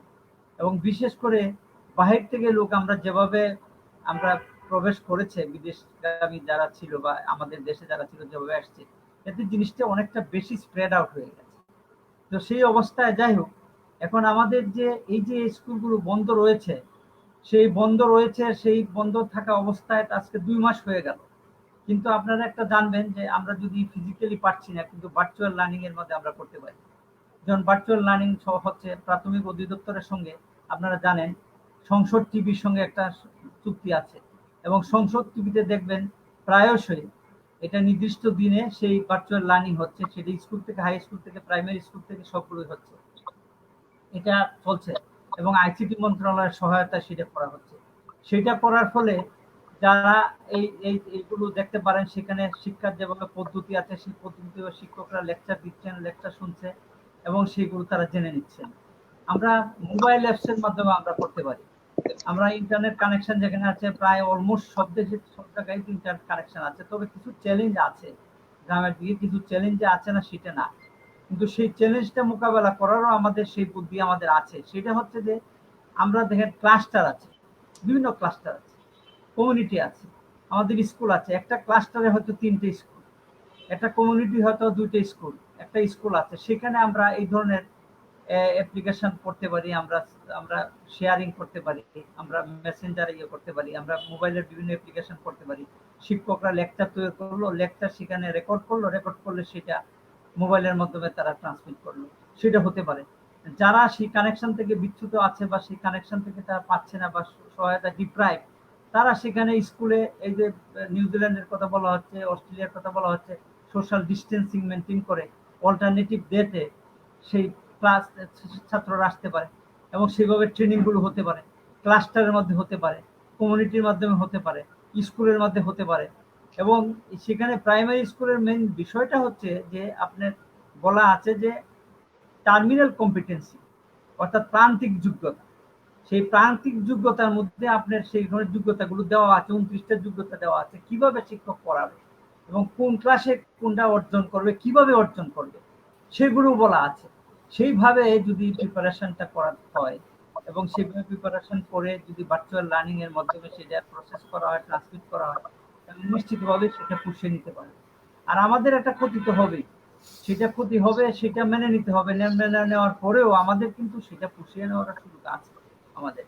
কারণ আমরা বিভিন্ন সময় দেখেন, আমরা অনেক সময় দেখা যাচ্ছে যে কনডেন্স কোর্সে পরীক্ষা হচ্ছে, শর্ট কোর্সে পরীক্ষা হচ্ছে। আমাদের কোর্সগুলো ডিজাইন করে নিতে হবে, কোর্সগুলো শর্ট করতে হবে, যেগুলো এসেনশিয়াল সেগুলো করতে হবে। সেইভাবে করে কোর্স ডিজাইন করে ছাত্রদেরকে পাঠদান করতে হবে খোলার সঙ্গে সঙ্গে। এবং সেইভাবে যদি করি তাহলে নিশ্চয়ই ছাত্ররা উপকৃত হবে এবং আমাদের যে লকডাউন যেটা হয়েছে এবং যে ক্ষতিটা হয়েছে সেই ক্ষতিটা সেটা আমরা পুষিয়ে নিতে পারবো, সেটাতে অসুবিধা হওয়ার কথা। আমাদের মেন বিষয় হচ্ছে আমাদের আন্তরিকতা এবং আমাদের সাহস। আমরা সেই সাহস, আমরা যে কথা দিয়ে শুরু করেছিলাম যে আমরা বাঁচতে চাই, বাঁচতে হবে, টিকতে হবে, জয়ী হতে হবে, সেটার জন্য যে প্রসেসগুলো আছে সেগুলো যদি আমরা ইউটিলাইজ করি, আমরা প্রয়োগ করি এবং আমরা জনসাধারণ যারা আছি সেটা যদি মেনে নেই, এবং গার্জিয়ান যারা আছে, গার্জিয়ান যারা আছে, জনপ্রতিনিধি যারা আছে, শিক্ষক যারা আছেন, সকলে যদি আমরা সেই প্রসেসে আমরা আসি, তাহলে নিশ্চয়ই আমরা এটা ওভারকাম করতে পারবো এবং সেই যে ক্ষতিটা আমাদের হয়েছে সেই ক্ষতিটা আমরা পুষিয়ে নিতে পারবো। স্যার, আমরাও চাই যে ক্ষতিটা আমরা পুষিয়ে নেই। আপনি সাহসিকতার কথা বলেছেন, সাহসিকতা অনেক দরকার। সুপ্রিয় দর্শক, আপনারা দেখছেন যে কোভিড-19 প্যান্ডামিক যেটা চলছে, সেটা লকডাউন উইথড্র হয়েছে। এখন আমাদের কি করা দরকার এবং পরবর্তী পরিস্থিতিতে আমরা কি ধরনের পরিস্থিতি মোকাবেলা করবো এবং সেই পরিস্থিতিতে কিভাবে আমরা রিঅ্যাক্ট করব, সেই জন্য আমরা সাহসিকতা, স্যার একটু আগে বললেন সাহসিকতার পরিচয় দিতে হবে। আমরা একজন সাহসিক ব্যক্তির কাছে যাব। বাংলাদেশ সেনাবাহিনীর অবসরপ্রাপ্ত মেজর মাহবুবুল আলম আমাদের সঙ্গে রয়েছে, যিনি জাতিসংঘের সেফটি অ্যান্ড সিকিউরিটি অ্যাডভাইজার হিসেবে কাজ করছেন। এই মুহূর্তে তিনি সোমালিয়াতে আছেন। মাহবুব আলম ভাই, অনেকক্ষণ পর আসলাম আমরা, যেহেতু একদম কিছুটা ঘরোয়া ভাবে আমরা আলোচনা করছি। এই যে কোভিড-19, আমরা কিন্তু সবাই কনসেন্ট্রেশন দিয়ে বর্তমানকে ফোকাসটা করি। আসলে আমাদের ফোকাসটা কতদূর হওয়া উচিত? কারণ কোভিড-19 শেষ, এই কারণে যে কর্ম ব্যাহত হচ্ছে, বিভিন্ন অর্থনৈতিক কার্যক্রম ব্যাহত হচ্ছে, একটা বাজে সিচুয়েশন হয়তো সামনে। আমরা চাচ্ছি যে 10 বছর পর কি পরিবেশ হবে বা কোভিড-19 এর পরবর্তী কি পরিস্থিতি দাঁড়াবে এবং সেই পরিস্থিতিতে কিভাবে আমরা রিয়্যাক্ট করে সামাল দিব, অ্যাডাপ্টেশন করব এবং আমরা আবারও স্বাভাবিক জীবন যাপন করব। প্লিজ আপনি যদি আপনার অভিজ্ঞতার আলোকে বলেন একটু বিস্তারিত আমাদের জন্য। হ্যাঁ, সালাউদ্দিন, অনেক ধন্যবাদ। মাসুর ভাই এবং নজরুল ইসলাম ভাই অনেক সুন্দর করে বললেন। মাসুর ভাইয়ের অভিজ্ঞতা অনেক বেশি স্বাস্থ্যের ব্যাপারে। Is very talented, we are always benefited from him. Nazrul ভাই শিক্ষার ব্যাপারে যে কথাটা বলেছেন, actually I take a very important line from his deliberation. শিক্ষা জীবন। একটু ইন্টারাপ্ট করি, মানিক ভাই আপনি একটু হেডফোনটা লাগান, মানে আপনার ওখান থেকে সাউন্ডটা রিপিট হচ্ছে। মানিক ভাই একটু হেডফোনটা দেন, মানিক ভাই। আচ্ছা আচ্ছা আচ্ছা হ্যাঁ, এই আপনার ওখান থেকে সাউন্ডটা চলে আসছে, এই জন্য আপনাকে আমি বারবার আউট করতে হচ্ছে। ওকে, আচ্ছা আচ্ছা আচ্ছা, ঠিক আছে। জি জি ওকে, ওখান থেকে আমি যে পয়েন্টটা নিয়ে কথা বলা শুরু করতে চাই সেটা হলো শিক্ষা জীবন যুদ্ধে টিকে থাকার জন্য। Very good. কিন্তু আমাদের ভবিষ্যতের জীবন যুদ্ধটা কেমন হবে আমরা কি সেটা জানি? আমরা কি সেটা বুঝতে পারতেছি? আমরা কি সেটা নিয়ে ঠিকমতো মেধা মনন দিয়ে কি আমরা চিন্তা করতেছি? প্যাটার্নটা, জ্ঞান বিজ্ঞানের প্যাটার্নটা কোন দিকে যাচ্ছে? আমরা এই 17 কোটি লোক ছোট্ট একটা দেশে টিকে আছে, কিন্তু গ্লোবালাইজেশনের কারণে, actually this globalization is started for last 50, 60, 70 years, এবং রিসেন্টলি বর্তমানে তো আমরা in the top of globalization, particularly with internet. আমরা তো সবাই সবার সাথে connected, the world is connected. আমি এখানে 4 দেশে বসে আমরা কথা বলতেছি। তো এই গ্লোবালাইজেশনের বেনিফিটটা আমরা পেয়েছি ছোট্ট জাতি হিসাবে, সবাই পেয়েছে। ছোট জাতি হিসাবে কম রিসোর্স থাকার কারণেও আমরা সেবা দিয়ে বা আমাদের অন্যের জন্য আমরা প্রোডাক্ট তৈরি করে আমরা সেই গ্লোবালাইজেশন থেকে বেনিফিট নিতে পেরেছি। নাও ইফ কোভিড-19 কন্টিনিউস, যদি এটা চলতে থাকে এবং এটার যদি সহজে বা শিগগিরই কোনো সমাধান না হয়, কোনো ভ্যাকসিনেশন না পাওয়া যায়, তাহলে কি হবে? হোয়াট আই ফিয়ার, আমার যেটা ভয় হয় সেটা হলো যে আমাদের এই গ্লোবালাইজেশন কমে যাবে। গ্লোবালাইজেশন কমে যাবে মানে কি? যে আজকে যে আমাদের গেস্টরা অস্ট্রেলিয়া এবং নিউজিল্যান্ড থেকে বললেন তারা লকডাউন করেছে, দেশ বন্ধ করে দিয়েছে, কাউকে আসতে দেয় না, কাউকে যেতে দেয় না। That's good for them. তারা এটা করতে পারতেছে বিকজ তাদের সেই রিসোর্সটা আছে এবং তারা সেটা তারা আরো দীর্ঘদিন ধরে চালিয়ে যেতে পারবে। সেটা এখন আমাদেরকে এটাকে কি এফেক্ট করবে? এটা 1 মাস 2 মাস 3 মাসের কথা আমি বলছি না, দীর্ঘদিন যদি চলতেই থাকে, যেটা আমি মনে করি এটা চলতে পারে এবং চলার সম্ভাবনা ডেফিনেটলি আছে। তো সেই ক্ষেত্রে আমাদেরকে কি করতে হবে? আমাদেরকে চিন্তা করতে হবে দুনিয়াটা কোন দিকে আগাচ্ছে। তো এই গ্লোবালাইজেশন যদি রিডিউসড হয়ে যায়, কমে যায়, তাহলে তো আমাদের যেই সেবা, আমরা তাদের অন্যদের জন্য কাজ করে যেভাবে আমরা বেঁচে থাকি, ছোট দেশ, ছোট জায়গা, বড় দেশ, বড় লোক, বড় মানুষ, অধিক জনসংখ্যা, তাহলে আমাদের আয় কোত্থেকে আসবে? এটা নিয়ে আমাদেরকে চিন্তা করতে হবে। আমাদেরকে দেখতে হবে যে জ্ঞান বিজ্ঞান শিক্ষার প্যাটার্নটা কোন দিকে যাচ্ছে। সারা দুনিয়া যা শিখতেছে আমরা কি তার সাথে তাল মিলে শিখতে পারতেছি? শিক্ষার প্যাটার্নটা কোন দিকে যাচ্ছে? Intelligence, artificial intelligence has already kicked in. আমরা অনেকে জানি, খুব বেশি অনেকে জানিও না হয়তো। আর্টিফিশিয়াল ইন্টেলিজেন্স দিয়ে এখন আমরা অনেক কিছু করতে পারতেছি। আর্টিফিশিয়াল ইন্টেলিজেন্স আমাদেরকে কিভাবে ইম্প্যাক্ট করবে বা কিভাবে বেনিফিট করবে? Just for one simple example, দেখেন সারা দুনিয়াতে বর্তমানে প্রতি বছর সড়ক দুর্ঘটনায় মারা যায় 1.5 মিলিয়ন ড্রাইভার বা লোকজন। সড়ক দুর্ঘটনায় মারা যায় 1.5 মিলিয়ন ড্রাইভার বা যাত্রী সহ। তো এখন যদি পৃথিবীর সব গাড়িগুলো ড্রাইভারলেস হয়ে যায়, ড্রাইভারলেস ভেহিকেল কিন্তু আসতেছে, টেসলা অলরেডি তৈরি করেছে, সেমি ড্রাইভারলেস হয়ে গেছে, এটা ভবিষ্যতে কমপ্লিটলি ড্রাইভারলেস হয়ে যেতে পারে। ওইটার জন্য একটা শহরের অবকাঠামো দরকার, ট্রাফিক সিস্টেমটাও ওরকম হতে হবে। যদি পৃথিবীর সব গাড়িগুলো ড্রাইভারলেস হয়ে যায়, তাহলে কিন্তু কোনো গাড়ি অ্যাক্সিডেন্ট করবে না, কারণ মেশিন ভুল করে না, মানুষ ড্রাইভার ভুল করে। মানুষ ঘুমায় গাড়ি চালায়, মোবাইল ফোন দেখে, সিগারেট খায়, এইভাবে মানুষের ভুল হয়। কিন্তু মেশিন যদি এই কাজটা করে, মেশিন কিন্তু ভুল করবে না, তখন আর পৃথিবীতে কোথাও রোড অ্যাক্সিডেন্ট বলে কিছু থাকবে না। বাট এটার ভালো দিক, খারাপ দিক কি? লক্ষ লক্ষ বা কোটি কোটি লোক ড্রাইভিং এর উপরে যারা পেশা চালাতো, তারা আর তাদের পেশা থাকবে না। তখন তাকে কি করতে হবে? তাকে একটা নতুন পেশার জন্য তাকে আবার লার্নিং যেতে হবে, রিলার্নিং এ যেতে হবে। তো অল অন এ সাডেন, এটা জাস্ট এন এক্সাম্পল, আরো অন্যান্য ক্ষেত্রে হতে পারে। দেখা গেল যে এমন সিস্টেম চলে আসলো আর্টিফিশিয়াল ইন্টেলিজেন্সের মাধ্যমে আমার কোনো প্রতিষ্ঠিত ব্যাংকের দরকার নেই, অনলাইন সব ব্যাংকিং হচ্ছে। I am not going to the bank for any purpose, ব্যাংকে যাওয়ার দরকার উঠে গেল। তখন কি হবে? এই যে লাখ লাখ ব্যাংকার, তাদেরও তো কাজ থাকবে না। তো এরকম অনেক পেশা পৃথিবী থেকে চলে যাবে।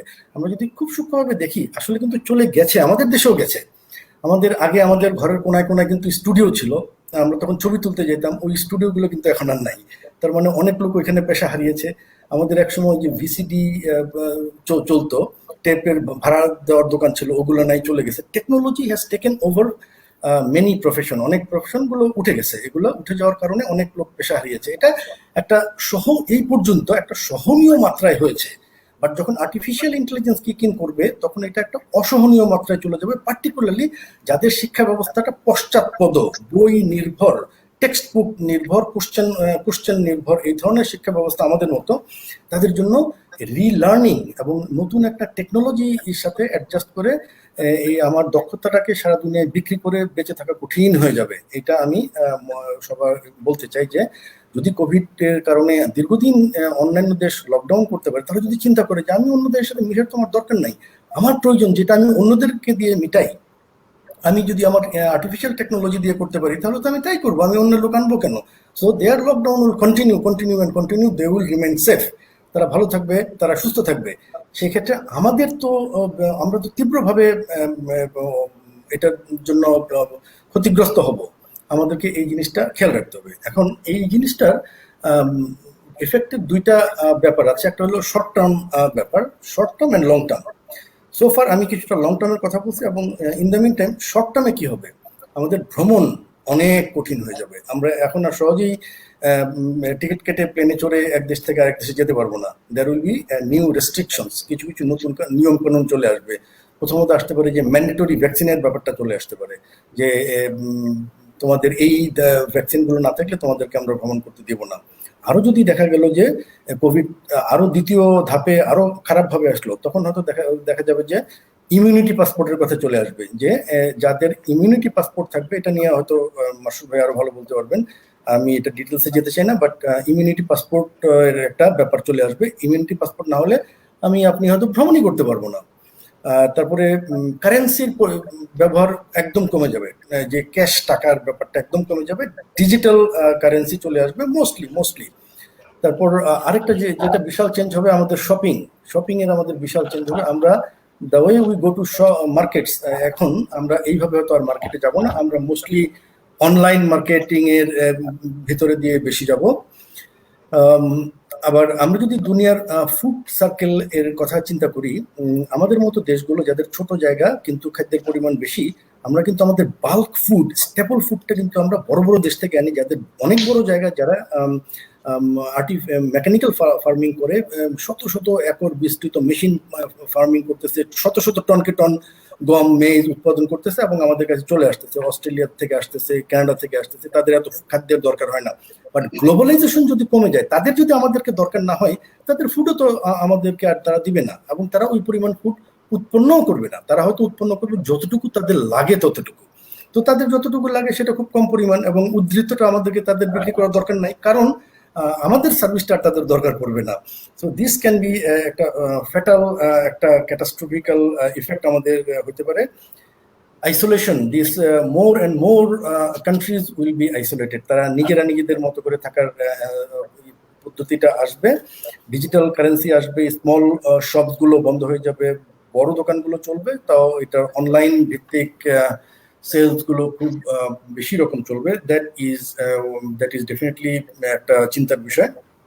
On the health side, what we are not thinking, যেটা ইফেক্ট ট্রিমেন্ডাস ইফেক্ট হবে মানসিকভাবে। আমরা যে মাসের পর মাস লকডাউনকে পছন্দ করতেছি, বসে ঘরের ভিতরে বসে থাকতেছি, এটা স্বাস্থ্যের জন্য, মানসিক স্বাস্থ্যের জন্য চরমভাবে ক্ষতিকর।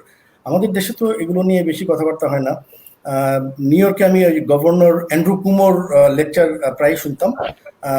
ওরা ডোমেস্টিক ভায়োলেন্সের কথা চিন্তা করে 12,000 মানসিক স্বাস্থ্যের চিকিৎসক, কাউন্সিলর এটাকে বলে,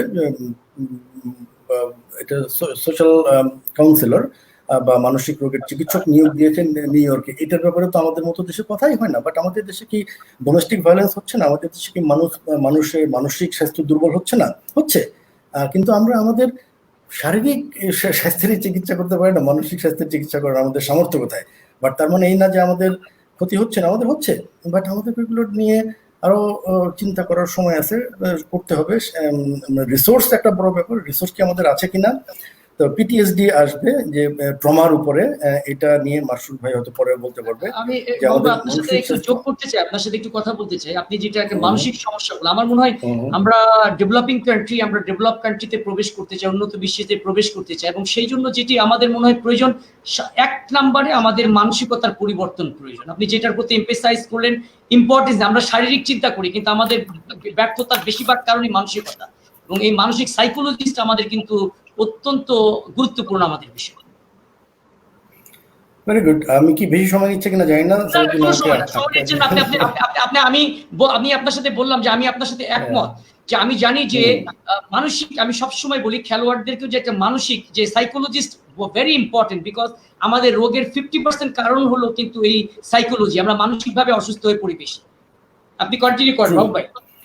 মানসিকভাবে শক্ত থাকলে মানুষ তার যে কোনো কাজে অধিক সাফল্য অর্জন করতে পারে। এবং ডাক্তাররাও ডেফিনেটলি বলে থাকে যে আমাদের শরীরের যত রোগ তার মধ্যে 70 to 80% রোগী হলো মনোদৈহিক। মানসিকভাবে আমরা এই সিমটমগুলোকে নিজের শরীরে ফুটিয়ে তুলি, নিজেই করি। এবং মানসিকভাবে যদি আমরা নিজেকে শক্ত সমর্থ রাখতে পারি, if we can instruct our body to heal by itself, এটা করে। শরীর কিন্তু একটা সেলফ হিলিং মেশিন, এটা নিজেই নিজেকে ঠিক করতে পারে। সুতরাং আমরা যদি মানসিকভাবে শক্ত থাকি, আমরা অনেক রোগ বালাই থেকেও দূরে থাকতে পারবো। So I will come back to little bit on the education. এই যে আমরা একটা গ্রিন পিকচার দেখতেছি সামনে, পৃথিবীর বিভিন্ন দেশ যদি তাদের নিজেদের আইসোলেশন দীর্ঘায়িত করে, তারা নিজেদেরকে নিয়ে থাকে এবং তারা নিজেদেরকে ম্যানেজ করার কারণে অন্যদেরকে তাদের কম লাগে, সেই ক্ষেত্রে সেটার ফল হিসেবে যেসব দেশ অন্যের উপরে গ্লোবালাইজেশনের কারণে ভিত্তি করে বেঁচে আছে, আমাদের মতো বা অন্যান্য উন্নয়নশীল দেশগুলোর মতো, তাদের জন্য বিকল্প কি? এই বিকল্প আমাদের শিক্ষা ব্যবস্থা থেকে আসতে হবে। এই শিক্ষা ব্যবস্থা থেকে আসতে হবে আমাদেরকে এমন একটা শিক্ষা ব্যবস্থা যেতে হবে যে শিক্ষা ব্যবস্থাটা আমাদের ইন্টেলিজেন্স, ইমোশনাল ইন্টেলিজেন্সকে বৃদ্ধি করবে। শুধু পড়লাম, মুখস্থ করলাম, পরীক্ষায় পাশ করলাম, এই শিক্ষার কোনো প্রয়োজন নাই। আমি এখন বলি, আমি কেন যোগ বিয়োগ গুণ ভাগ শিখতে যাবো? One calculator can do it. আমি যদি ক্যালকুলেটর টিপে টিপে যোগ বিয়োগ গুণ ভাগ করতে পারি, আমি কেন সরল অঙ্ক শিখতে যাবো?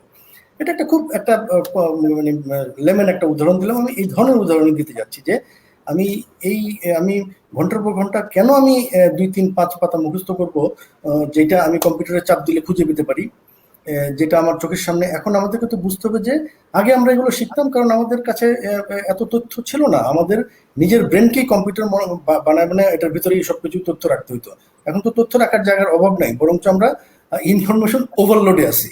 ইনফরমেশন তো আমাদের অসম্ভব অনেক ধরনের। তো এখন আর আমাদেরকে ইনফরমেশন নেওয়ার জন্য লেখাপড়া করার দরকার নাই। সো শিক্ষা ব্যবস্থাটা এমন হওয়া উচিত যেখানে আমাদের ইনফরমেশন শিখতেছি না, আমার যে কম্পিউটার যে কাজ করতে পারে ওই কাজ আমার আর মানুষ হিসেবে শেখার দরকার নেই। আমাকে শিখতে হবে আমি যেন ইমোশনাল ইন্টেলিজেন্স হতে পারি এবং আমি যেন মেন্টাল স্টেবিলিটি অর্জন করতে পারি। আমি মেন্টাল স্টেবিলিটি অর্জন করে এবং লার্নিং রিলার্নিং করার জন্য আমার সক্ষমতা থাকে।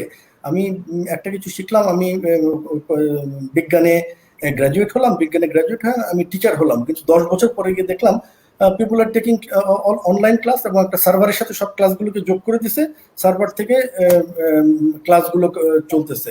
হয়তো দেখা যাবে যে সার্ভারগুলোকে চালানোর জন্য 2-4 জন লোক দরকার, আমার ওই 50টা শিক্ষকের আর দরকার পড়বে না। আমি কিন্তু সত্যি ওই দিন দেখতে পাচ্ছি যখন আমার স্কুলে 50টা শিক্ষকের আর দরকার পড়বে না, তার মানে কি this workforce will be laid of, তাদের কোনো কাজ থাকবে না। তখন তাকে কি করতে হবে?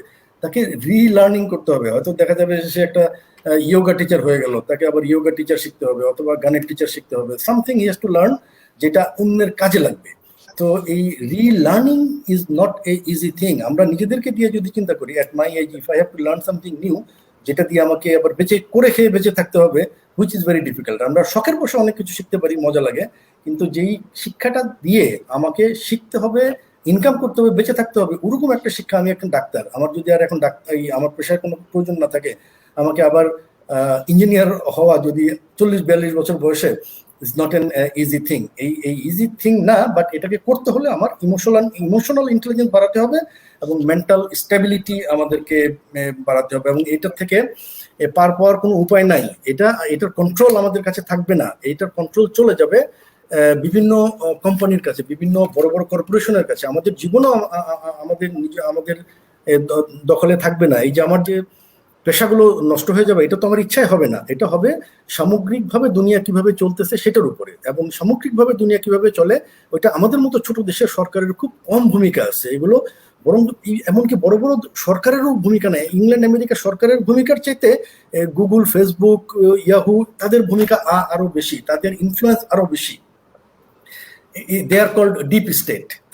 তারা রাষ্ট্রকেও পরিচালনা করে।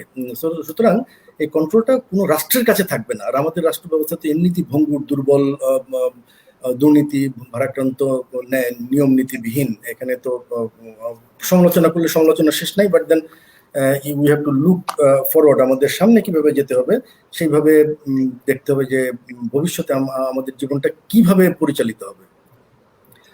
অনেক তাত্ত্বিক কথায় চলে গেলাম, অনেক তাত্ত্বিক কথা। আমরা কিছু শর্ট টার্ম ইম্প্যাক্টের কথা বলেছি। These are actually coming. আমরা কিন্তু we are in a state of denial. আমরা মনে করতেছি এই তো আর 2 মাস ঠিক হয়ে যাবে, আগের মতো হয়ে যাবে, এই তো এটা করলে ঠিক হয়ে যাবে। আমরা কিন্তু অস্বীকার করতে যাচ্ছি। ইট ইজ হিউম্যান টেন্ডেন্সি, এটা নর্মাল।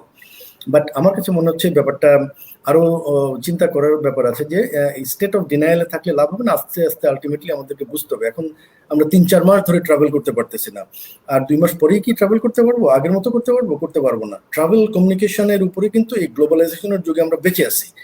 ট্রাভেল কমিউনিকেশন এইটাই যদি বন্ধ হয়ে যায়, গ্লোবালাইজেশনের বেনিফিটে যারা বেঁচে আছে তারা বেঁচে থাকবে না, এবং দীর্ঘস্থায়ী এবং একটা তীব্র একটা সংকটের তৈরি হবে। এই সংকটের সাথে তাল মিলায় চলতে হলে আমাদেরকে নিজেদেরকে চেঞ্জ করতে হবে, লেখাপড়ার গতিও চেঞ্জ করতে হবে। আই ডোন্ট নো আমরা এটার জন্য কতটুকু প্রস্তুত। আমরা এটাকে আসলে চিন্তাই করি নাই হয়তো। আমরা তো সবকিছু ফলো করি অন্যদেরকে, আমাদের তো নিজস্ব কোনো প্রোডাক্ট নাই। R&D, রিসার্চ অ্যান্ড ডেভেলপমেন্ট, বাংলাদেশে ঢাকা বিশ্ববিদ্যালয়কে বলা হয় শ্রেষ্ঠ বিশ্ববিদ্যালয় বাংলাদেশের। বাট এই ঢাকা বিশ্ববিদ্যালয়ের R&D, রিসার্চ অ্যান্ড ডেভেলপমেন্টে কত টাকা খরচ হয়? কিছুই না। যেই টাকা খরচ হয় সম্ভবত কয়েকটা ম্যাগাজিন বের করে। রিসার্চ অ্যান্ড ডেভেলপমেন্টে কোনো টাকা নেই। ওয়ারেজ অক্সফোর্ড, ক্যামব্রিজের মতো ইউনিভার্সিটিতে বিলিয়নস অফ ডলার তারা রিসার্চের উপরে খরচ করে। Billions unbelievable amount of money তারা রিসার্চের উপরে খরচ করে। তারা রিসার্চ করে নতুন নতুন জিনিস আনে। এই জন্যই তো তারা আমাদের কন্ট্রোল তো তারা নিয়ে নিছে। কিভাবে নিয়ে নিছে তারা? এই যে আমরা কি খেয়াল করছি যে আমরা আজকে ফেসবুক বা ইন্টারনেটে আপনি যদি মিষ্টির দোকানের সার্চ দেন যে গুড সুইটস ইন ঢাকা, 2 দিন যদি আপনি দেখেন, 3য় দিন থেকে আপনি দেখবেন আপনি না চাইলেও ওই দীপা সুইটস এর অ্যাড আপনার চোখের সামনে চলে আসতেছে। ওই কোথায় ভালো দই পাওয়া যায় আপনি কিন্তু চান নাই ওইটা পরের দিন, 4র্থ 5ম দিনে কিন্তু you are not looking for it, but it is coming. How?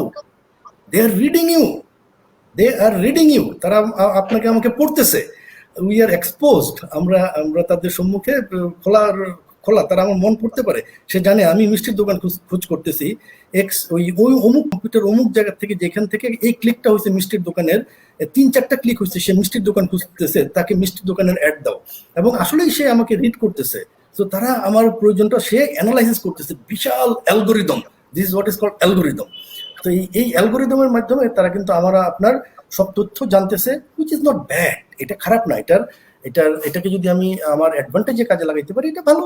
আবার যদি আমি এটার ব্যাপারে অসতর্ক থাকি তাহলে গড্ডালিকার মতো যা চলতেছে। বাট একটা সময় এসে তারা যখন আমাকে কাট করে দিবে, তখন তো আমরা আবার সেই কোদাল খন্তা নিয়ে মাঠে চাষ করতে যাব, এবং আমাদের এই 20 কোটি 25 কোটি লোক হয়ে যাবে তখন ডাউন দ্য লাইন 5-10 ইয়ার্স পরে।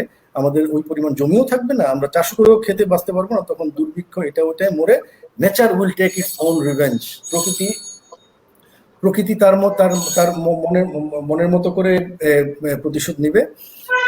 এবং আমাদের জনসংখ্যা কমে যাবে বা প্রকৃতি যা ওইটা আমি চিন্তা করতে পারি না। Actually that could be another long topic to discuss. ওটা অনেক দীর্ঘ সময় লাগতে অবশ্যই পারে। আপনি অনেক মহামূল্যবান কথা বলেছেন। আমার বিশ্বাস আপনার কথা থেকে আজকে যারা বিশ্ববিদ্যালয়গুলোতে পড়াশোনা করেন এবং আগামী যারা স্কুল কলেজে পড়াশোনা করেন তারা একটা গুড একটা ইনফরমেশন এবং দিক নির্দেশনা পেয়েছে। কারণ সামনে পৃথিবী যেভাবে চেঞ্জ হবে করোনা কোভিড-19 জন্য, আমাদের দেশেও এখন কাজের মহিলারা আসে না, সবাই আমরা কাজ করতে অভ্যস্ত। এই প্র্যাকটিসটা হয়ে গেলে অনেক লোকই তাদের বাসাবাড়ির কাজ হারিয়ে ফেলবে। ঠিক তদ্রূপভাবে বিশ্ব যারা বড় বড় রাষ্ট্রগুলো বিভিন্ন মানুষের উপর নির্ভরশীল ছিল, তারা এখন নিজেদের কাজ নিজেরা সম্পন্ন করায় তারাও তাদের কাজে অ্যাডাপ্টেশন হয়ে যাবে এবং তারাও আমাদের উপরে আর ডিপেন্ড করবে না। তখন আমাদের যে বিদেশে ম্যান পার্টি আমরা আর্ন করি সেটা থেকে আমরাও বিতাড়িত হব। অর্থাৎ প্রতিনিয়ত আমাদের শিখতে হবে নতুন সমাজের সঙ্গে নতুন অবস্থার সঙ্গে খাপ খেয়ে চলার জন্য, নিজেকে সার্ভাইভ করার জন্য। আমি একটু মাহবুব ভাইয়ের কাছ থেকে যেতে চাই শফিকুল ইসলাম মানিক ভাই। মানিক ভাই, খেলা চলছে না, বার্সেলোনা লিভারপুল খেলছে, কিন্তু সেখানে কিন্তু দর্শকবিহীন গ্যালারিতে খেলা হচ্ছে। আমার দেশের খেলোয়াড়দের লিগ না চললে পারিশ্রমিক পাবে না, তারা কিভাবে খেলবে? তাদের সমস্যাটা তো বিশাল বড়, তারা কিভাবে সার্ভাইভ করবে নিজেকে? আপনি একটু হেডফোন নিয়ে কথা বলুন মানিক ভাই। আচ্ছা, ধন্যবাদ। আমি কথা বলছি এভাবেই, খুব মনোযোগ সহকারে শুনছিলাম doctor Mirza, major retired Alam ভাই, অতিরিক্ত সচিব নজরুল ইসলাম খান সাহেবের কথা খুব মনোযোগ সহকারে শুনছিলাম, এবং নিউজিল্যান্ড এবং অস্ট্রেলিয়ার করেসপন্ডেন্ট যারা আছে তাদের কথাগুলো শুনছিলাম। তো আসলে আমাদের এই মুহূর্তে যা করণীয় করোনা ভাইরাসের ক্ষেত্রে, তো সেখানে সহজ জিনিসটা আমি বোঝাতে চাই। প্রথম থেকে আমরা খুব কঠিন করে ফেলছি বিষয়গুলোকে।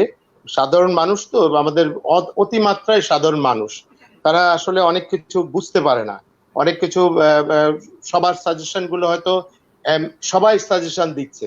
তো আমি ইসলাম ভীরু মানুষ একজন। ইসলাম কিন্তু খুব সহজ একটি জিনিস, এটাকে কঠিন করলে আমরা কিছু মানুষ কঠিন করে ফেলি, কিন্তু ইসলাম খুব সহজ রাস্তায়। এবং এই যে করোনা ভাইরাসের ক্ষেত্রে কিন্তু সহজ সাজেশন গুলোই মানুষের মধ্যে আসা উচিত ছিল, মানুষের কাছে পৌঁছানো উচিত ছিল। আমার মনে হয় যে এগুলা কঠিন হওয়ার কারণে সহজেই কেউ অনেক জিনিস বুঝতে পারছিল না, এবং যার কারণে অনেক মানে লকডাউন ব্রেক করেছে বা মানুষ যেভাবে সেভাবে চলার চেষ্টা করেছে। তো আমি সহজভাবে যদি প্রথম থেকেই আমরা সাধারণ মানুষগুলোকে সহজভাবে যদি বোঝাতে সক্ষম হতাম যে মাস্ক ইজ ম্যান্ডেটরি, সবাইকে পড়তে হবে, এই জিনিসটা প্রথম থেকেই পড়তে হবে। হ্যান্ড ওয়াশটা ম্যান্ডেটরি, পরিষ্কার পরিচ্ছন্নতা ইমানের একটি অঙ্গ, এটাও একটা ম্যান্ডেটরি। তো এই বিষয়গুলো আসলে আমাদের প্রথম থেকেই ফরজ করে দেওয়া উচিত ছিল, যার কারণে আমরা এই কিছু মানুষ খেই হারিয়ে ফেলেছে, বা কিছু যারা সাজেশন দিচ্ছেন তারাও বোধহয় আমার মনে হয় এই মুহূর্তে কিছুটা খেই হারিয়ে ফেলেছে। তো আমি খেলার মানুষ, এত কিছু এত ডেপথে যেতে চাই না। বিজ্ঞ মানুষরা কথা বলেছেন, তাদের সাজেশন গুলো অবশ্যই মূল্যবান, অতি মূল্যবান। তো আমি যেটা বলতে চাই যে খেলাধুলার ক্ষেত্রে আমি প্রথমেই বলেছি যে খেলোয়াড়রা জাতির অহংকার। প্রত্যেকটি খেলোয়াড় একদিনে গড়ে ওঠেনি, 10 বছর 15 বছরে করে পপুলার হয়েছে, তারা আছে। তাদের দিক নির্দেশনা দেওয়ার জন্য Bangladesh cricket board, Bangladesh football federation, তারা কিন্তু যথেষ্ট। তারা এটা রিসার্চ করবে, স্টাডি করবে, তারপরে আমাদের খেলোয়াড়দেরকে মাঠে নামানোর ব্যবস্থা করবে। অবশ্যই খেলোয়াড়রা খুব উদ্বিগ্ন যে তারা খেলতে পারবে কিনা, খেলায় ফিরে আসতে পারবে কিনা, কবে আসবে, তাদের কিন্তু এই ব্যাপারগুলো আছে। আফটার লকডাউন, এখন লকডাউন অনেকে মনে করছে এখনই বোধহয় মাঠে নামার সময়, কিন্তু না।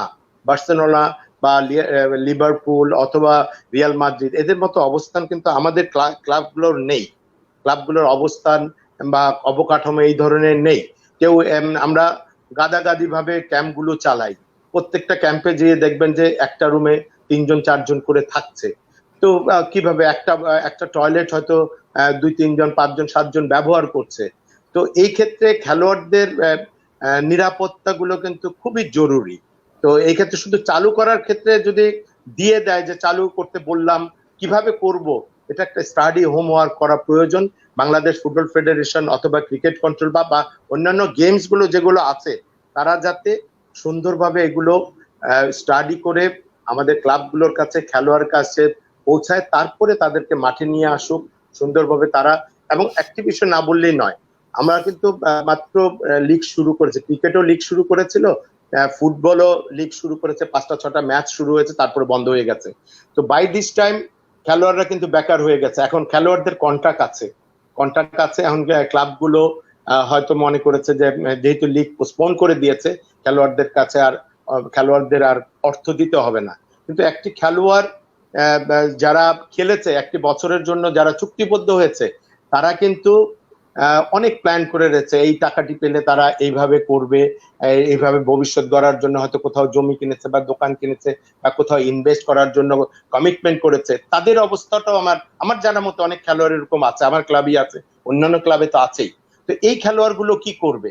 তবে আমি মনে করি ক্রীড়া মন্ত্রণালয়, ফুটবল ফেডারেশন, ক্রিকেট বোর্ড আর ক্লাবগুলো মিলে ক্লাবগুলো তো অবশ্যই খেলা শেষ হলে তাদেরকে পারিশ্রমিক দিতেই হতো, তারা কিভাবে তাদেরকে উদ্ধার করবে, অর্থনৈতিকভাবে সাপোর্ট করবে, যেহেতু ফিজিক্যালি মেন্টালি তারা দুর্বল এবং আর্থিকভাবেও যদি তারা বেশি ক্ষতিগ্রস্ত হয়ে যায়, তারা কিন্তু আলটিমেটলি মানে ইন ফিউচার ন্যাশনাল টিমকেও কি সার্ভিস দিবে, ক্লাবকেও কিভাবে সার্ভিস দিবে, একটা প্রশ্নবোধক চিহ্ন। আমি মনে করি যে আমাদের সবাইকে, খেলোয়াড়দের প্রতি একটু, সবার প্রতি সহনশীলতার মনোভাব সরকারও দেখাচ্ছে, কিন্তু খেলোয়াড়দের ক্ষেত্রে এই ব্যাপারটি আমি মনে করি যে কনসার্ন ফেডারেশন বা অন্যান্য যারা ক্রীড়া মন্ত্রণালয় আছে, সরকারের তরফ থেকে সবাই মিলে যদি তাদেরকে প্রস্তাব করার জন্য ফিউচার প্ল্যান দেই সুন্দরভাবে, তাদেরকে আর্থিক যাতে ক্ষতিগ্রস্ত কিছু হবে অতিমাত্রায় যাতে না হয়, তারা যে সার্ভাইভ করতে পারে, কিভাবে করবে, কিভাবে কবে খেলা হবে, তাদেরকে মানসিক শান্তিটা দিতে পারে, তাহলে আমি মনে করি যে একটি সংগঠক বা একটা অর্গানাইজেশনের মূল দায়িত্ব।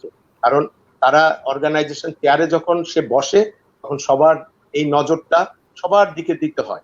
আমি মনে করি Bangladesh football federation cricket board এদিকে নজর দিবে। আমাদের প্রচুর ট্যালেন্ট আছে, সবাই ভালো আছে, বাংলাদেশ টিমকে তারা অনেক সার্ভ, জাতিকে সার্ভ করছে, তাদের দিকে অবশ্যই লক্ষ্য দেওয়া। 2-4 জন খেলোয়াড়ই সব না, কিন্তু প্রচুর খেলোয়াড় আছে যারা আর্থিকভাবে ক্ষতিগ্রস্ত হচ্ছে। তো আমি মনে করি বাংলাদেশ সবাই মিলে আমরা ক্রীড়াঙ্গনকেও বাঁচিয়ে রাখার জন্য চেষ্টা করব। খেলা শুরু হোক, কিন্তু খেলা শুরুর আগে একটা জিনিস, আপনারা যারা ক্লাব, আপনাদের ক্লাব অথরিটি, আপনারা কি ফেডারেশনগুলোর সাথে কথা বলেছেন যে কোভিড-19 ইতিমধ্যে ইউরোপের ক্লাবগুলো তাদের হাইজেনিক পরিবেশ আছে যারা শুরু করছে, আমরা কি খুব তাড়াতাড়ি, যেহেতু ফুটবলে তো দর্শকই হয় না মাঠে, তো ম্যাচ যদি আমরা যদি একটা বিল্ডিং এ আলাদা করে নিয়ে যাই? না, এটা তো একটা প্লাস পয়েন্ট। ফুটবলে দর্শক হয় না বা ক্রিকেটে, লোকাল ক্রিকেটে দর্শক হয় না, এটা তো plus point. After corona virus এটা তো প্লাস পয়েন্ট হবে, দর্শক মাঠে যাবে না, খেলা হবে। এটা তো মানে চাপে বড় হয়ে গেল। তো আমি মনে করি যে ক্লাবগুলোর সাথে খেলোয়াড়রা, বা আমি একজন পেইড কোচ, তো আমি তো কথা বলতে পারি না, কথা বলবেন হলো বাংলাদেশ ফুটবল ফেডারেশন, যারা গার্জিয়ান, যারা আমাদের অভিভাবক, যারা ক্লাব কর্মকর্তা, যারা আমাদের অভিভাবক, তারা অবশ্যই খেলোয়াড়দের ব্যাপারে অবশ্যই ভাববেন কিভাবে সামনে লিগ পরিচালনা করা যায়, কিভাবে আর্থিক ক্ষতিগ্রস্ত থেকে খেলোয়াড়দেরকে উদ্ধার করা যায় এবং তাদের সাথে সাথে তাদের পারফরমেন্স কিভাবে ডেভেলপ করা যায়। কারণ আমি আগেই বলেছি, কম্পিটিটিভ খেলা না হলে, পাড়া মহল্লায়ও যদি খেলতে না পারে, তাহলে কিন্তু একটি খেলোয়াড় তার পারফরমেন্স ধরে রাখার জন্য যথেষ্ট না। তো সেক্ষেত্রে আমি বলবো যে অবশ্যই সবাই মিলে কাজ করার একটি ব্যাপার রয়েছে এখানে। ডাক্তারদের আমি মনে করি প্রত্যেকটি ক্লাবেই মানে করোনা ভাইরাসের উপর যে ডাক্তাররা আছেন, যারা কাজ করছেন, খেলোয়াড়দেরকেও এই ব্যাপারে, ক্লাবগুলোকেও সঠিক পরামর্শ দিয়ে তাদেরকে, খেলোয়াড়দেরকে কিভাবে সুরক্ষা করা যায়, তাদেরকে কিভাবে অনুশীলনে পাঠানো যায়। আমরা তো কোচিং করবো মাঠে, কারণ এটা বডি কন্ট্যাক্টের খেলা, তো সবার সাথে সবাই থাকবে, মিশবে, তো তারপরে কি হবে, এই ব্যাপারগুলো অবশ্যই আমি মনে করি ডাক্তারদের সাজেশন সহ সকলের সাজেশন নিয়েই আমরা সামনের দিকে ক্রীড়াঙ্গনকে পথ চালাবো এবং সুন্দর একটা জীবন দর্শ দেখাবো। কারণ খেলোয়াড়রা জাতির, আমি মনে করি যে অনেক অনেক অবদান রাখে, তাদেরকে অবশ্যই জাতির অহংকার।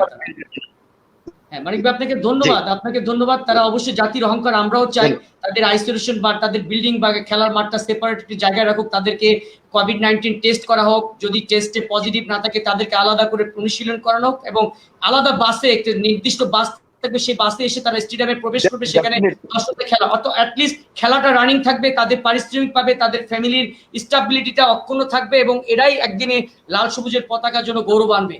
আমরা চাই খেলা চলুক এবং স্বাস্থ্যকর পরিবেশ বজায় রেখে নিয়মগুলো মেনেই খেলাটা চলুক।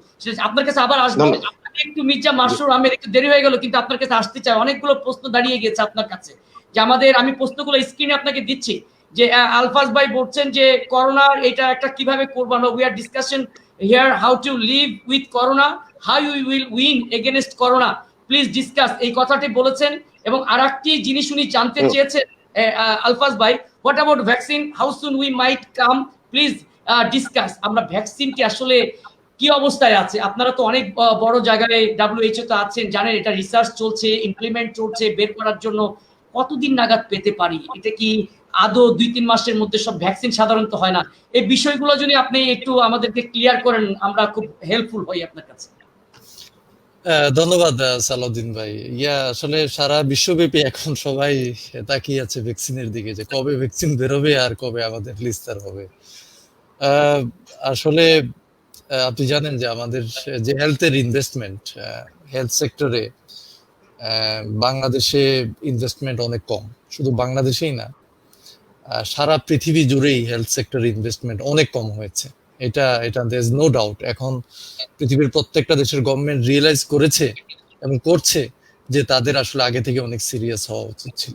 আপনারা দেখেছেন যে ফ্রান্সের একজন সায়েন্টিস্ট, যে স্পেনের কিছু সায়েন্টিস্ট, ওরা ওদের ফ্রাস্ট্রেশন, ওরা সো ফ্রাস্ট্রেটেড, ওরা বলছে যে মানিক ভাই এখানে প্লেয়ার আছে, আমি তাকে করছি না, ক্রিটিসাইজ করছি না, বাট একজন বার্সেলোনা বা বড় প্লেয়াররা যে পরিমাণ মিলিয়ন ডলার ইনকাম করে, সেই তুলনায় একজন সায়েন্টিস্টকে কি পরিমাণ টাকা দেওয়া হয়। আসলে ইনভেস্টমেন্ট হেলথ সেক্টরে এত কম, এইটার রেজাল্ট আসলে এখন দেখছে ওয়ার্ল্ড। তো আই বিলিভ যে এখন সবকিছু চেঞ্জ হবে এবং হচ্ছে। ভেরি রিসেন্টলি যে ইউরোপিয়ান ইউনিয়ন অলমোস্ট প্রায় $200 বিলিয়ন ওরা অ্যালোকেট করেছে ভ্যাকসিন রিসার্চ এবং ভ্যাকসিন যখন যদি বের হয় তাহলে কিভাবে এটা ওরা প্রমোট করবে সেটার ব্যাপারে। শুধু ইউরোপিয়ান ইউনিয়ন না, আরো অনেক দেশ, চায়না ইনভেস্ট করেছে, Japan, south Korea, America, Canada, প্রত্যেকটা দেশই এখন ভ্যাকসিনে প্রচুর ইনভেস্ট করছে আর কি। সো তো এরকম ইনভেস্টমেন্ট আসলে আগে কখনো দেখা যায়নি। আগে কখনো দেখা যায়নি যে হেলথে এত বড় ফোকাস হতে আর কি। আগে কখনো মানে গভর্নমেন্ট গুলি চিন্তাই করেনি যে হেলথে আমাদের ইনভেস্টমেন্ট আরো বেশি করতে হবে। তো এখন করছে, এটা একটা ভালো দিক। তো ভ্যাকসিন বের হওয়ার কিছু প্রোটোকল আছে। এই মুহূর্তে আমি আমার ডাটাবেজে আমি যতটুকু দেখেছি যে 80টার বেশি, মোর দেন 80 ইনস্টিটিউট রিসার্চ চলছে ভ্যাকসিন বের করার জন্য, specifically on corona, COVID-19 vaccine বের করার জন্য। এটা কিন্তু একটা বিশাল দিক। যদি 80টা ইনস্টিটিউট এখন কাজ করে, এবং আমার বিশ্বাস আছে যে কেউ না কেউ আসলে রাইট ভ্যাকসিনটা বের করবে। এবং আপনি দেখেন যে অনেক কান্ট্রি ট্রায়ালে গিয়েছে, চায়না ট্রায়ালে গিয়েছে, ইউরোপের কিছু কান্ট্রি ট্রায়ালে গিয়েছে, থাইল্যান্ড ইনফ্যাক্ট ট্রায়ালে গিয়েছে, আমেরিকা ট্রায়ালে গিয়েছে।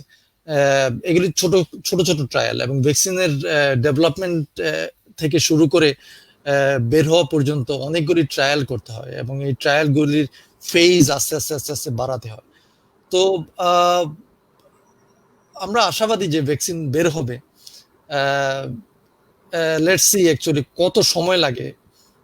ভ্যাকসিনের যেসব কাজগুলি আসলে শুরু হয়েছে ব্যাক ইন ফেব্রুয়ারি শুরু হয়ে গেছে। তো আমরা আশা করছি 18 মান্থস থেকে 2 বছর লাগবে হয়তো ভ্যাকসিন আসতে, 3 বছরও লাগতে পারে।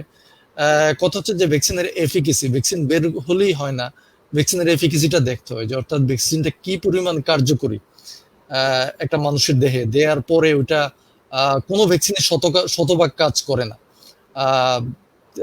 এটা হয়তো 80 ভাগ কাজ করবে, 90 ভাগ কাজ করবে, 60%ও কাজ করতে পারে। তো এটার যদি কার্যকরী ক্ষমতা কম হয় তাহলে ওই ভ্যাকসিন দিয়ে লাভ হবে না। তো এইগুলির অনেক প্রোটোকলগুলি মেনটেন করে ভ্যাকসিন বের করতে হয়। এটা একটা দিক। আরেকটা দিক হচ্ছে যে এই ভাইরাসটা মিউটেট করে, অর্থাৎ ভাইরাসটা চেঞ্জ হচ্ছে। এটা চায়না থেকে শুরু হয়েছে, এটা ইউরোপে গিয়েছে, দেন এটা আমেরিকাতে গিয়েছে, সাউথ এশিয়াতে এসছে, এখন আফ্রিকাতে আছে, এখন সাউথ আমেরিকাতে আছে। তো এটা কিন্তু মুভ করছে, এক জায়গা থেকে আরেক জায়গায় যাচ্ছে। যখন এক জায়গা থেকে আরেক জায়গায় যাচ্ছে, ভাইরাসটা তার গতি প্রকৃতি, তার অবস্থান এবং তার যে জেনেটিক সিকোয়েন্স বলি আমরা, ওইটা চেঞ্জ হয়ে যাচ্ছে। তো যখন এটা চেঞ্জ হয়ে যাবে, ভ্যাকসিনটাও তৈরি করার জন্য ওই যে চেঞ্জটা ওটা দেখতে হবে যে ওই চেঞ্জ অনুযায়ী ভ্যাকসিনটা তৈরি করতে হয়। তো এটা খুবই কমপ্লিকেটেড একটা কাজ। এই জন্যই ভ্যাকসিনটা রিসার্চটা আপনি দেখবেন যে পৃথিবীর বিভিন্ন দেশ ভ্যাকসিন তৈরি করার জন্য, কারণ এটা হয়তো রিজনাল ভ্যাকসিন হবে, গ্লোবাল ভ্যাকসিন নাও হতে পারে, যে ভ্যাকসিন এই রিজিয়নে কাজ করবে, কারণ ভাইরাসটা এদিকে একরকম, আমেরিকার ভ্যাকসিনটা হয়তো এই দেশে কাজ নাও করতে পারে।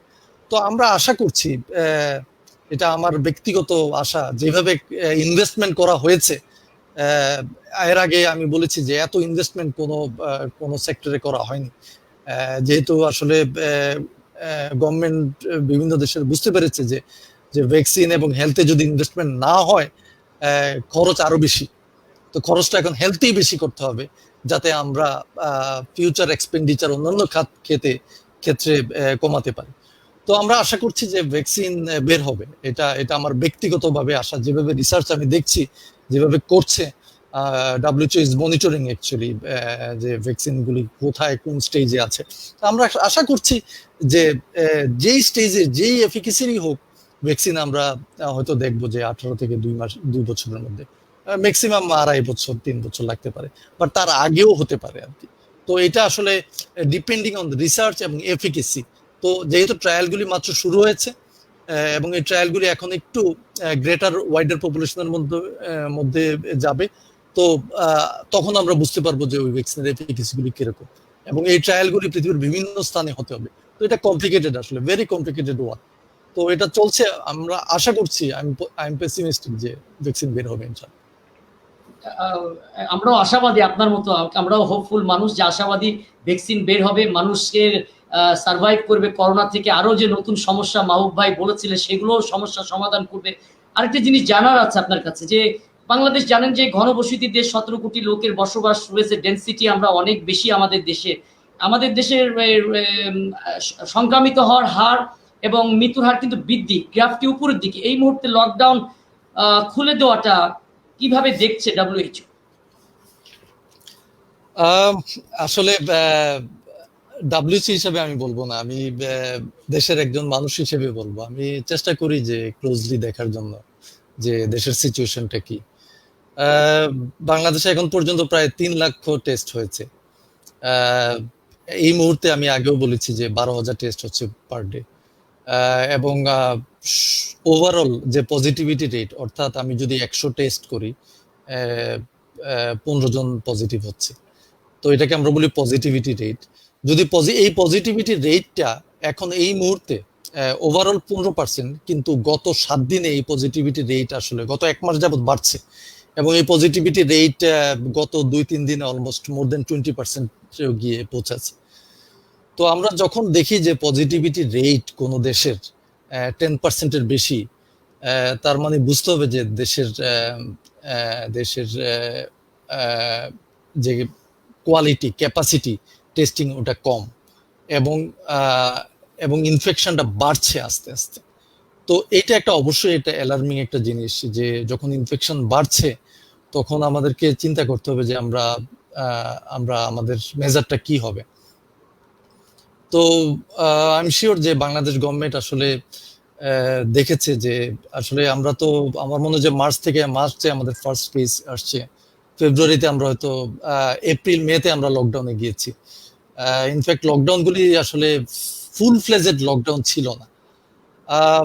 লকডাউন যদি আমরা ফুল ফ্লেজেড না করি, পার্শিয়াল লকডাউনের বেনিফিট এবং উইথ ফুল স্ট্রেংথ লকডাউন, এই দুইটার আসলে অনেক এফেক্ট এবং উপকার এবং অপকারিতা আছে।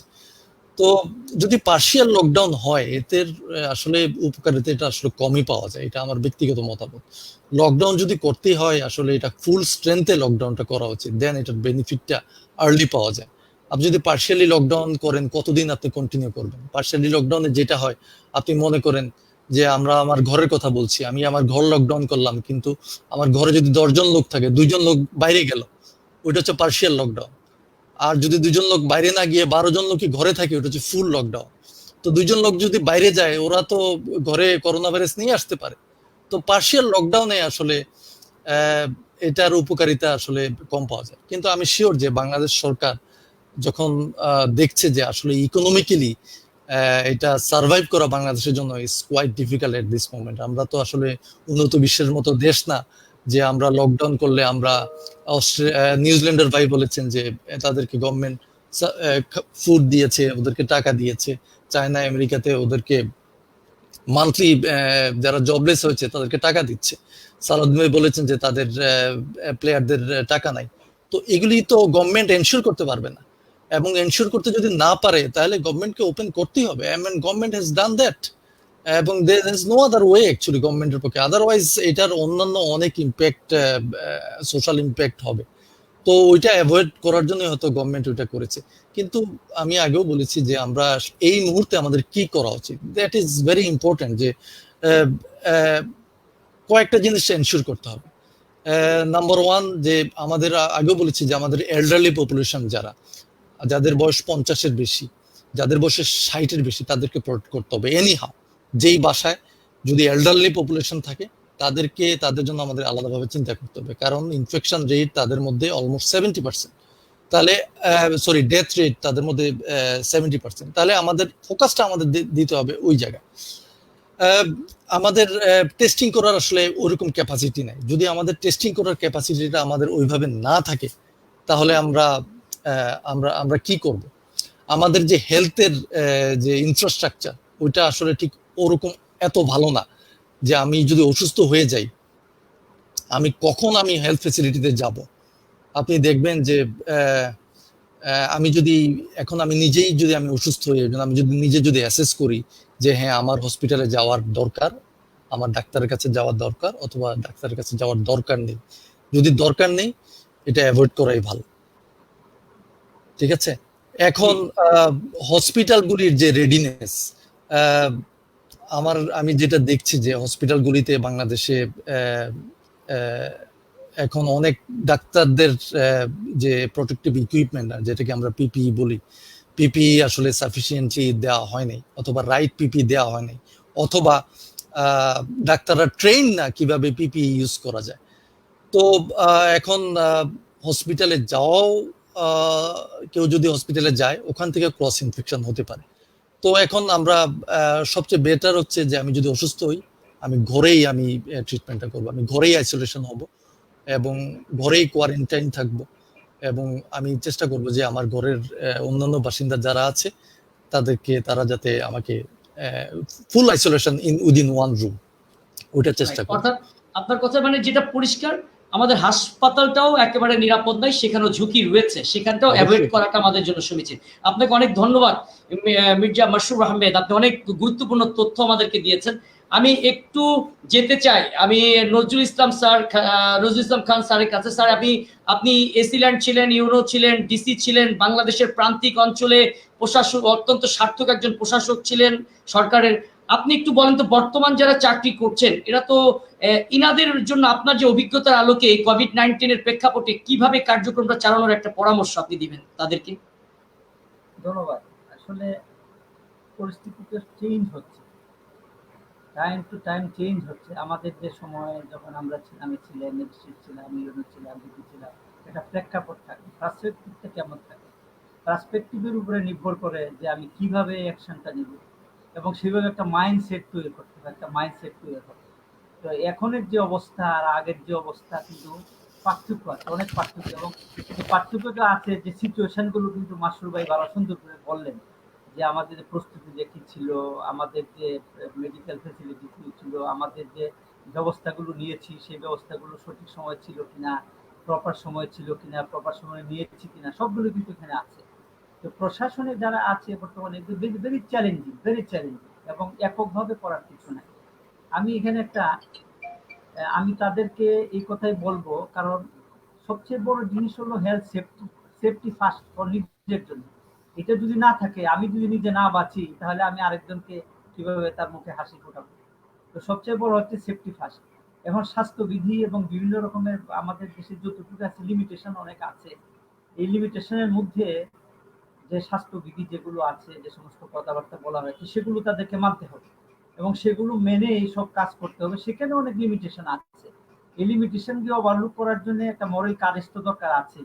তা আমি এই উপলক্ষে একটা জিনিস আমি বলবো, এক চৈনিক চায়নার এক পণ্ডিত একটা কথা বলছিলেন যে যদি সুখ চাও তাহলে 1 ঘন্টা ঘুমাও, যদি 1 ঘন্টা সুখ চাও তাহলে 1 ঘন্টা তুমি ঘুমাও, 1 ঘন্টা সুখ যদি চাও তাহলে ঘুমাও, তুমি যদি একদিনের সুখ চাও তাহলে তুমি বর্ষি বাও, তুমি যদি 1 বছরের সুখ চাও তাহলে তুমি অগাধ সম্পত্তির মালিক হয়ে যাও, আর তুমি যদি সারা জীবনের সুখ চাও তাহলে তুমি মানুষের মুখে হাসি ফোটাও।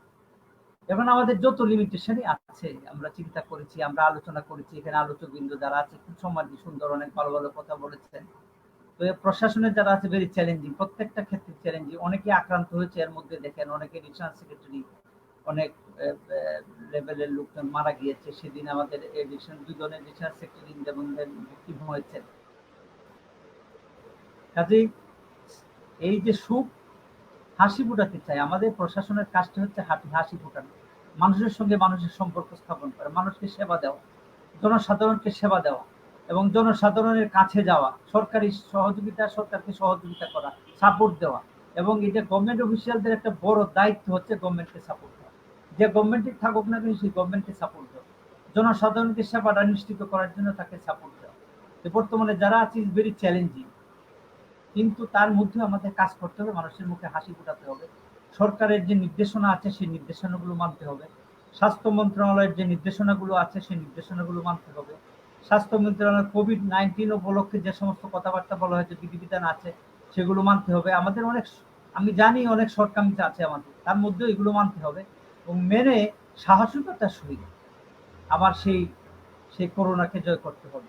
সেটাই আমি তাদের প্রতি আমি বলবো যে পরিস্থিতি অনেক চেঞ্জ হয়েছে, সেই চেঞ্জিং পরিস্থিতিতে অ্যাডাপ্টেশনটা একটা বড় জিনিস, অভিযোজন যাকে বলা হয়, সেই অ্যাডাপ্টেশনটা করতে হবে এবং অ্যাডাপ্টেশন করে মানুষের মুখে হাসি ফোটাতে হবে, সরকারি দায়িত্ব পালন করতে হবে এবং স্বাস্থ্যবিধি মেনে চলতে হবে। এটাই আমি তাদের প্রতি আমি বলতে চাই। স্যার, আমরা কিন্তু একটি জিনিস শুনেছিলাম, নিউজিল্যান্ড এবং অস্ট্রেলিয়া থেকে আমাদের দুজন প্রতিনিধি জানালেন ওই দেশের লোক সভ্য এবং লোকরা কিছু বিনোদন ইসে, কিন্তু ওখানে কিন্তু ল এবং যেভাবে প্রয়োগ করার জন্য সরকার কিন্তু অনেক কঠোর। আমাদের দেশে আমরা কেন অতটা কঠোর হচ্ছি না? না, এইখানে একটা সমস্যা আছে, আমি বলেছিলাম যাই বিবিতে দিলেন, মানুষ কম যেখানে, সেটা একটা বড় বিষয়। আমাদের দেশে জনসংখ্যা অনেক বেশি এবং জনসংখ্যা যত বেশি না তত বেশি লর প্রতি একটা অশ্রদ্ধা, এটা অনেক বেশি কিন্তু আমাদের দেশে। এবং আমাদের জিনিসগুলো আমরা এমন ভাবে করি, আমরা কিন্তু শুরুটা করি আমাদের যুদ্ধ জয়ের জন্য, আমাদের ভাষণের যেমন আমাদের জয় শুরুটা কিন্তু সেরকম না, আমাদের শুরুটা খুব ঢিলে ঢালে হয় সবসময়। দেখবেন আমরা শুরুটা করেছি আস্তে ধীরে। আমরা অন্য দেশ যখন জানুয়ারিতে ফেব্রুয়ারিতে ব্যবস্থা নিয়েছে, আমরা কিন্তু অনেক পরে সেটা শুরু করেছি এবং আমরা এই আস্তে আস্তে, মাসুর ভাই বলেছেন যে আস্তে আস্তে আমরা লকডাউন গুলো করেছি, কিন্তু পার্শিয়াল লকডাউন করেছি এবং আমরা তুলে দিয়েছি, সেটা চিন্তা না ভাবনা করে এই লকডাউন গুলো তুলে দিয়েছি। এটা চিন্তা করা উচিত যে স্টেপ বাই স্টেপ আমরা কিভাবে আগাবো, একটা মাইন্ডসেট তৈরি করা দরকার, এটা পরিবেশ তৈরি করা। আমার পরিবেশটা সেটা হয়েছে কিনা, বিভিন্ন বিশেষজ্ঞ জন আছে, বিভিন্ন জনের মতামত আছে, এখানে অসংখ্য লোক আছে, মেডিকেল এক্সপার্ট আছে, জনপ্রতিনিধি আছে, অন্যান্য সুধীবৃন্দ আছে, জ্ঞানী মানুষ আছেন, তাদের সঙ্গে যে কথা বলে সেটা কোনটা বেটার হবে, কোনটা করলে বেটার হবে, কোনটা মানুষের জন্য হবে, সেটা কিন্তু আমরা করতে পারি। এবং আমাদের লোকজন, সে আমাদের যে আন্ডারস্ট্যান্ডিং এবং সে দায়িত্ব, বললাম যে চ্যালেঞ্জিং কেন বললাম, চ্যালেঞ্জিং এই জন্য বললাম যে আমাদের দায়িত্ব পালন করা কঠিন। আমরা এই যে আমাদের একজন উপস্থাপক, একজন আলোচক, সম্মানিত আলোচক বলেছেন যে পুলিশ দেখলে আমরা দেখি পুলিশ কখন চলে যায়, আবার আমরা উকি দেই যে পুলিশ চলে গেল কিনা। এগুলো আমাদের আছে, আমাদের অনেক শর্টকামিজ আছে, কিন্তু শর্টকামিজ থাকলে আমাদের তো জয় করতে হবে, আমাদের তো হারলে চলবে না। এই অবস্থায় আমরা যদি এইটা ভয় করি যে, কিন্তু প্রশ্ন হচ্ছে যে আমাদের ল আছে কিন্তু আমরা এগুলো ফোর্স করছি না, এবং সেই সব তরফ থেকেই এই ফোর্স এনফোর্সমেন্টটা করার জন্য সব তরফ থেকে যে একটা শক্তিশালী একটা ইনস্ট্রাকশন, শক্তিশালী একটা যে নির্দেশনা, সেটা কিন্তু পুরো তরফ থেকে নাই। এবং এইটা না থাকার কারণেই, এবং আমাদেরও অনেক সময় অনেক ক্ষেত্রে আইন ল সম্বন্ধে আমাদের ধারণা কম থাকার কারণে, এটাও একটা বড় বিষয়। কিন্তু ল সম্বন্ধে আমাদের ধারণা কম থাকার কারণে এবং আমাদের স্টাডিটাও কম থাকার কারণে আমরা অনেক ক্ষেত্রেই কিন্তু সেগুলো প্রয়োগ করতে পারি না। এটি আমাদের একটা বড় বাধা হয়ে দাঁড়ায়। এই জন্য আমি মনে করি যে আমাদের যে লটা যে ফোর্স করতে হবে, সেই ফোর্সটা শক্তিশালী হতে হবে, সব তরফ থেকে শক্তিশালী হতে হবে। এটা যখন হোক, জনসাধারণ হোক, সাধারণ মানুষ হোক, শিক্ষক হোক, ছাত্র হোক, শিক্ষার্থী হোক, সুধীবৃন্দ হোক, এমপি হোক, যাই হোক, সব তরফ থেকেই একটা এক ধরনের একটা একতা থাকতে হবে, ইউনিটি থাকতে হবে। এবং ইউনিটি যদি না থাকে তাহলে আপনি এইটা ফেস করতে পারবেন না এবং প্রশাসনের লোকেরাও সেটা ফেস করতে পারবেন না।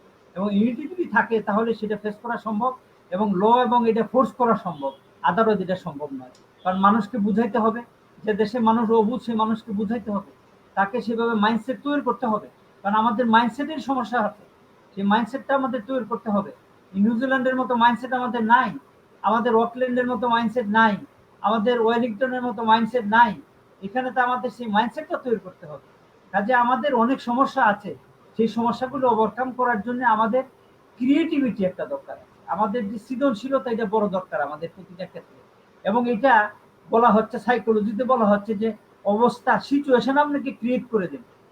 একটা বানর যখন ভিতরে থাকে, দেখবেন একটা পিঞ্জিরার ভিতরে থাকে, সে কলা খাওয়ার জন্য চেষ্টা করে, সে ইঁদুর ধরার জন্য চেষ্টা করে, কিন্তু কি টেকনিকে সে ধরবে, কি টেকনিকে সে কলাটা খাবে, সেটাকে ট্রায়াল এবং এরার লার্নিং বলা হয়। তা আমাদের এরকম আমাদের চেষ্টাটা থাকতে হবে, যে আমাদের চেষ্টা থাকতে হবে যে আমরা কিভাবে নতুন সিচুয়েশন যে আসছে, সিচুয়েশনটা আমি কিভাবে ট্যাকেল করব, সেই ধরনের একটা চিন্তা ভাবনা, একটা মাইন্ডসেট তৈরি করবো। Until unless we create the mindset with new adaptation, আমরা কিন্তু কোনো কাজ করতে পারবো। এই জন্য আমি বলবো যে আমাদের প্রতিটি ক্ষেত্রে সকলকে সচেতন হতে হবে এবং সরকারের নির্দেশ মানতে হবে এবং আমাদের মাইন্ডসেট তৈরি করতে হবে, পরিস্থিতি অনুসারে আমাদের আগাতে হবে, আদারওয়াইজ আমরা সফল হব না। সেই কথাটাই বলছিলেন কিন্তু আমাদের মেজর মাহবুব আলম ভাই। আমি একটু ওনার কাছে যাই স্যার। আমাদের আরেকজন অতিথি মাহবুব আলম ভাই, আপনি যদি একটু দয়া করে মাইক্রোফোনটা অন করেন। ভাই একই ঘুরে ফিরে কিন্তু এক কথা, মাইন্ড সেট করতে হবে, নতুন পরিবেশের সাথে অ্যাডাপ্টেশন করার যোগ্যতা অর্জন করতে হবে আমাদের। আপনি আর বাংলাদেশ সেনাবাহিনীতে ছিলেন, আমি দেখলাম সবচেয়ে অনেক উন্নত দেশ বলা হয় নিউজিল্যান্ডকে, অস্ট্রেলিয়াকে। আমি শুনেছি যে অস্ট্রেলিয়াতে কিভাবে পুলিশ অবজারভেশনে রেখেছে, যেখানেই প্রবলেম দেখেছে সেখানে ছাড় দেয়নি, প্রবলেম করেছো তোমাকে ফাইন দিতে হবে, এবং সেই ফাইনগুলো কোনো টর্চার নয়, যে সেখানে অর্থ এবং জেলে পাঠানো। অর্থটা অনেক বড় জিনিস। বাংলাদেশ আমরা কেন পারি না আইনের পরিপূর্ণতা প্রয়োগ করতে, কেন পারি না? আমি যদি অর্থ বিভিন্ন জায়গায় ট্রাফিক আইন ভঙ্গ করেছে, দেখেন সকাল 6টার আগে আমার ট্রাফিকরা কিন্তু আসে না রাস্তায়। সকাল 6টার আগে দেখেন, আমি জিম্বাবুয়েতে দেখেছি 40% লোক ওখানকার, আপনি দেখেন এইডস রোগে আক্রান্ত, 100% লোক ওয়াইন খায়, ড্রিঙ্ক করে তারা, কিন্তু বড় রাস্তার মধ্যে লাইট জ্বলছে, কোনো গাড়ি নেই, তারা কিন্তু দাঁড়িয়ে গেল। এই যে তাদের একটা সুন্দর জিনিস একটা তৈরি হচ্ছে। আবার আফ্রিকার অনেক দেশ আছে তারা আইনের তোয়াক্কা করে না, ক্ষমতার জন্য অন্য। আমাদের দেশে সকাল 6টায় যখন পুলিশ থাকে না রাস্তায়, তখন সর্বস্তরের মানুষ কিন্তু ওই সিগন্যালটা অমান্য করে। এটা এই সিগন্যালের প্রতি বা আইনের প্রতি শ্রদ্ধাশীল হওয়ার জন্য কি কি পদক্ষেপ আমাদের নিলে আমরা ভালো করবো, দেশটাকে আরো সুন্দর করতে পারবো? হ্যাঁ, এটা পুরনো কথা। আমি কাউকে উদ্দেশ্য করে না, এখানে বেসামরিক বা সামরিক আছে বা সিভিল প্রশাসনের লোক আছে, মাসুর ভাই এনজিও করে আসছে। বাট বটম লাইন যেটা না বললেই না, কেউ একজন দুর্নীতিবাজ লোকের কথা শুনবে না। মাইন্ডসেট চেঞ্জ করব, আমি একটা দুর্নীতিবাজ পুলিশ বা একজন দুর্নীতিবাজ এনিওয়ান, তার কথা আমি কেন শুনবো? জাস্ট সে আমি একটা আর্মি দুর্নীতিবাজও যদি হয় তাহলে তার কথা কেন শুনবে? সো এই জিনিসটা আমাদের মাথার মধ্যে, দিস ইজ রেট্রোস্পেক্টিভ, একজন আরেকজনকে রেসপেক্ট করতে হবে এবং এটা সব দিক সবার জন্য সত্য, এটা কোনো একপাক্ষিক না। তো প্রশাসন হোক আর বেসামরিকই হোক, সার্বিকভাবে যারাই হোক, একজন দুর্নীতিবাজ লোকের মাধ্যমে কখনো কোনো ভালো কিছু করা যাবে না। আচ্ছা, এখানে মাসুদ ভাই আমাদের স্বাস্থ্যে টাকা কম পাওয়ার কথা বলেছে, হুইচ ইজ রাইট, টাকা কম, কিন্তু যতটুকুই দেওয়া হয়েছে আমরা তো এর আগে কত দেখলাম কোন কোন হসপিটালে 7 লাখ টাকা করে পর্দা কিনছে, তারপরে মেয়ে মানে কোটি কোটি টাকা কিন্তু সরকার দেয়, যেটা যেটা যেটা ঠিক মতো ইয়ে করা হয়, খরচ করা হয় না। ইটস এ শেম যে স্বাস্থ্য মন্ত্রণালয়ের ডিজি করোনায় আক্রান্ত হয়ে আর্মি হসপিটালে গিয়ে ভর্তি হয়েছে। ওয়াই? তার আন্ডারে শত শত হসপিটাল, সে একটা হসপিটালও কি তার ইয়ে নাই, ভরসা নাই? তাহলে সে কি চালাচ্ছে তার নিজের মন্ত্রণালয়? স্বাস্থ্য মন্ত্রণালয়ের ডিজি নাকি, আমি সংবাদপত্রে দেখেছি, আমি দূরের থেকে সম্ভবত সত্যি অনেকেই সিএমএইচ যাচ্ছে, সিএমএইচ তো জাদুর কোনো কিছু না, বাংলাদেশেরই চালাচ্ছে, বাংলাদেশের লোকেই চালাচ্ছে। তারা আনলিমিটেড বাজেট পায় না, they don't get unlimited budget, every money is accounted for. এবং এটা একটা ভুল ধারণা যে অনেক টাকা, অনেক টাকা না। এবং অ্যাকচুয়ালি বাজেটটা আসে কিন্তু ওই অর্থ মন্ত্রণালয়ের হাত দিয়ে, তারাই ভালো জানে কত টাকা দিচ্ছে। আমি বাজেট নিয়েও কাজ করেছিলাম আর্মিতে, সেটা আমার ধারণা আছে কিভাবে টাকার কন্ট্রোলটা হয়। তো এখানে আনলিমিটেড টাকা না। দুর্নীতি যদি দূর না করা যায় প্রত্যেক ক্ষেত্রে সরকার বেসরকারি জাতীয়ভাবে, দুর্নীতি দূর করা না গেলে একজন দুর্নীতিগ্রস্ত শিক্ষককে ছাত্র সম্মান করবে না, একজন দুর্নীতিগ্রস্ত বিচারককে ওই আজলাসে কেউ সমর্থন করবে না, একজন দুর্নীতিগ্রস্ত পুলিশকে কেউ সমর্থন করবে না। সুতরাং আমরা একজন আরেকজনকে রেসপেক্ট করতেছি না, এই পারস্পরিক শ্রদ্ধাবোধটা তো আমাদের সমাজ থেকে উঠে গেছে। Let's face it. এটাকে আমরা যতই সুগার কোট করে, যতই সুন্দর করে বলি না কেন, এটা করতে হবে, ওটা করতে হবে, বাট আমরা কখনোই এটা করতে পারবো না যতক্ষণ না পর্যন্ত রাষ্ট্রীয়ভাবে আমরা সবাই সৎ হব। এবং এই সততার প্র্যাকটিস না করলে আমরা কেউ কাউকে রেসপেক্ট করবো না। এই রেসপেক্টটা না থাকলে কেউ কারো কথা শুনবো না, কেউ কারো কথা না শুনলে কোনো আইনের বিচারও এখানে প্রতিষ্ঠিত হবে না। এটা আমার ব্যক্তিগত মতামত। আমি জানি না এটার সাথে দ্বিমত পোষণ করার খুব বেশি কিছু আছে কিনা, কারো থাকলে ডেফিনেটলি বলতে পারে, বাট এটা আমার ব্যক্তিগত মতামত। সালাউদ্দিন? না, এটা তো আসলে আমাদের ধর্মেও আছে। আমাদের হযরত মুহাম্মদ সাল্লাল্লাহু আলাইহি ওয়াসাল্লামের কাছে এক লোক এসেছিল, তার লোকের জন্য প্রথমে বলেছিল যে প্রথমে সে মিষ্টি খাওয়া বন্ধ করেছিল, তারপর মিষ্টি খেতে বলেছিল। আমি আপনাকে বলবো আপনি দুর্নীতি করেন না, করাপশন করেন না, কিন্তু আমি করাপশন করবো, আমার কথা তো কেউ আসলে শুনবে না। অর্থাৎ উন্নত করতে হলে প্রথমে আমার প্রয়োজন হলো আমাকে সৎ হতে হবে, আমাকে সত্য কথা হতে হবে, আমাকে আমার কথার সাথে কর্মের একটা সামঞ্জস্যপূর্ণ হতে হবে, সামঞ্জস্যতা থাকতে হবে। আমরা চাই যে আমরা সকলে সত্য কথা বলি, আমরা সঠিকভাবে নিজেকে চালাই এবং অপরকে চালানোর জন্য পরামর্শ দিই। যারা রেসপেক্টিভ পদে বসে আছে, যাদের কথা মানুষ শুনবে, তাদেরকে আগে নিজের ভালো হতে হবে। আমরা সকলে স্বপ্ন দেখি 2041 আমরা উন্নত বিশ্বে পদার্পণ করব, সেটা আমাদের মনের আশা, এবং মানুষ আশা ছাড়া কিন্তু বড় হতে পারে না। এই স্বপ্ন দেখাটা কোনো ভুল নয়, সরকার চেষ্টা করছে। সরকারের ভিতরেও যারা গলদ লোক আছে তাদেরকেও সঠিক জায়গায় চলে আসতে হবে, এবং তাদেরকে, যেমন আপনি বললেন ডেভেলপমেন্ট ওয়ার্কের বিভিন্ন টাকা সরকার অনেক ফান্ড দেয়, সে কাজটা পারফেক্টলি হয় না। আমরা জানি যে মার্চ মাস থেকে জুন মাস পর্যন্ত কাজ ফিনিশ করার জন্য, বাজেট ফিনিশ করার জন্য কাজের খুব দ্রুত গতি, এবং দ্রুত জিনিস কখনো সেটা ভালো হয় না। আমরা চাই সঠিকভাবে ধারাবাহিকভাবে কার্যক্রম পরিচালনা হোক এবং একটি সুন্দর সোনার দেশ বাংলাদেশ গঠিত হোক, এটা আমরা চাই। আফ্রিকাতে অনেক দেশ আছে যে মাহবুব আলম ভাই, যে অনেক উন্নত দেশ, দক্ষিণ আফ্রিকার মতো। আবার অনেক দেশ আছে যুদ্ধ বিধ্বস্ত, সারাক্ষণিক করাপশন, অনেক প্রবলেম আছে। তারা কি এই করোনা ভাইরাসে কিভাবে সার্ভাইভ করছে? আপনি যে ছোট্ট করে একটু আফ্রিকার উপর একটু বলেন।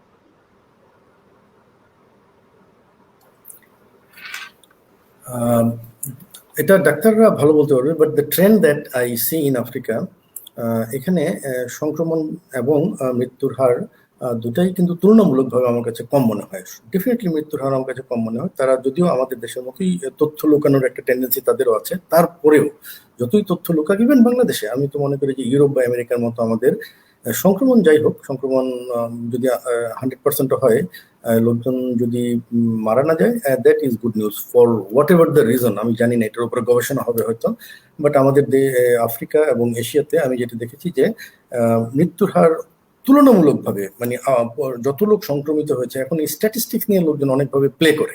তো এক দল বলে যে এত পার্সেন্ট অফ হোয়াট, কিসের পার্সেন্টেজ? যে যত লোকে টেস্ট করা হলো তাতে পার্সেন্টেজ, তাহলে তো এটা হাই হবেই। লাখ লাখ লোককে টেস্ট করা হয়নি, তাদের মধ্যে বেশ কয়েক লাখ লোক তো ইনফেক্টেড, সো তাদেরকে যোগ করলে তো পার্সেন্টেজ নেমে আসবে। So statistic is something that people play with, এটা নিয়ে খেলা করে। তো এটা নিয়ে চিন্তিত হওয়ার কিছু নাই। আমার কাছে মনে হচ্ছে আফ্রিকা এবং এশিয়াতে আমাদেরকে কশাস হইতে হবে, কিন্তু প্যানিক হওয়ার মতো অবস্থা হয় নাই। আমাদের কিন্তু হাজার হাজার মরতেছে না এখনো, অবশ্য সরকার যা বলতেছে তার থেকে অনেক বেশি মরতেছে, টেক ইট গ্যারান্টেড। তারপরেও ওভারঅল আমাদের এত এত আমাদের মৃত্যু এত হচ্ছে না, এটা আমি দেখেছি। সংক্রমণ কোনো একটা কারণে হোক, এটা ওয়েদারের কারণে হতে পারে, জেনেটিক্যাল কারণে হতে পারে, অথবা স্টেইন চেঞ্জ হয়, এটা আমি টেকনিক্যাল লোকজনের কাছে ছেড়ে দেবো। But this is what I have notice, যে মৃত্যুর সংখ্যা কিন্তু মহামারীর পর্যায়ে যায়নি। ভবিষ্যতে কি হবে বলা যায় না, বাট আমার কাছে মনে হয় এটা সহনীয় পর্যায়ে থাকবে।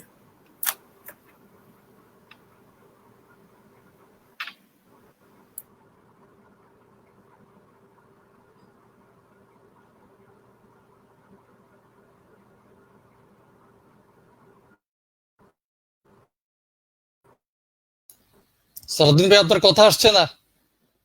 আমাদের ডক্টর মির্জা মাশরুফ আহমেদ ভাই অলরেডি বলেছেন যে আলফাজ ভাই আপনার জন্য যে পিসিআর যে টেস্ট রেজাল্ট, এটা should be given in 2 days, 2 দিনের মধ্যে। মেবি দেয়ার ইজ লং আপনার কোয়ারি থাকতে পারে ফর টেস্টিং রেজাল্ট ডিলে, অন্য যদি কিছু থাকে হয়তো দেরি হতে পারে, বাট আপনি আপনার হয়তো প্রশ্নের উত্তরটি পেয়ে গিয়েছেন। তবে আমরা অনেকক্ষণ আলোচনা করলাম কোভিড-19 কি কি হলো, এবং আমার সাথে দীর্ঘদিন পর মানিক ভাই যোগ দিয়েছেন অনেকক্ষণ পরে। মানিক ভাই, আমরা একেবারে শেষ পর্যায়ে আমরা রয়েছে, এখনই কনক্লুশনে নিয়ে আসতাম। আপনি লাকিলি আপনাকে আবার পেয়েছি ডিসকানেক্ট হয়ে যাওয়ার পর। উই আর এনাফ লাকি যে আপনি ছোট্ট করে একটু বলেন আপনার এই মুহূর্তে যে খেলাধুলার ব্যাপারে সরকারের কাছে আপনার কোনো চাওয়া কিনা, বা জনগণের কাছে কি ধরনের মেসেজ আপনি দিতে চান? শুধু আমি এতটুকুই বলবো যে সরকার যাতে খেলোয়াড়দের পাশে থাকেন, খেলোয়াড়রা যাতে হারিয়ে না যায়, এদিক থেকে বিশেষভাবে লক্ষ্য দিতে হবে। এবং সরকারের যেহেতু অঙ্গ প্রতিষ্ঠানগুলো হচ্ছে ফুটবল ফেডারেশন, ক্রীড়া মন্ত্রণালয়, ক্রিকেট বোর্ড, তাদেরকে যাতে শক্তভাবে ইনস্ট্রাকশন দেন যাতে খেলোয়াড়দের ব্যাপারে তাদের লক্ষ্যটা স্থির থাকে। আর জনগণের ব্যাপারে শুধু বলতে চাই যে আমাদের জনগণরা আসলে সহজ সরল, যা বলে সেটাই শুনে, কিন্তু এটা একটু ভালোভাবেই বলতে হয়। তারা যাতে এই সরকারের দিক নির্দেশনাগুলো সঠিকভাবে পালন করে, এবং আমি মনে করি যে এগুলো যদি পালন করে আমরা করোনা ভাইরাস থেকে ইনশাল্লাহ সঠিক পথে এগোবো এবং আমরা আমাদের দেশকে সামনের দিকে এগিয়ে নিয়ে যেতে পারবো। আপনাকে অনেক ধন্যবাদ।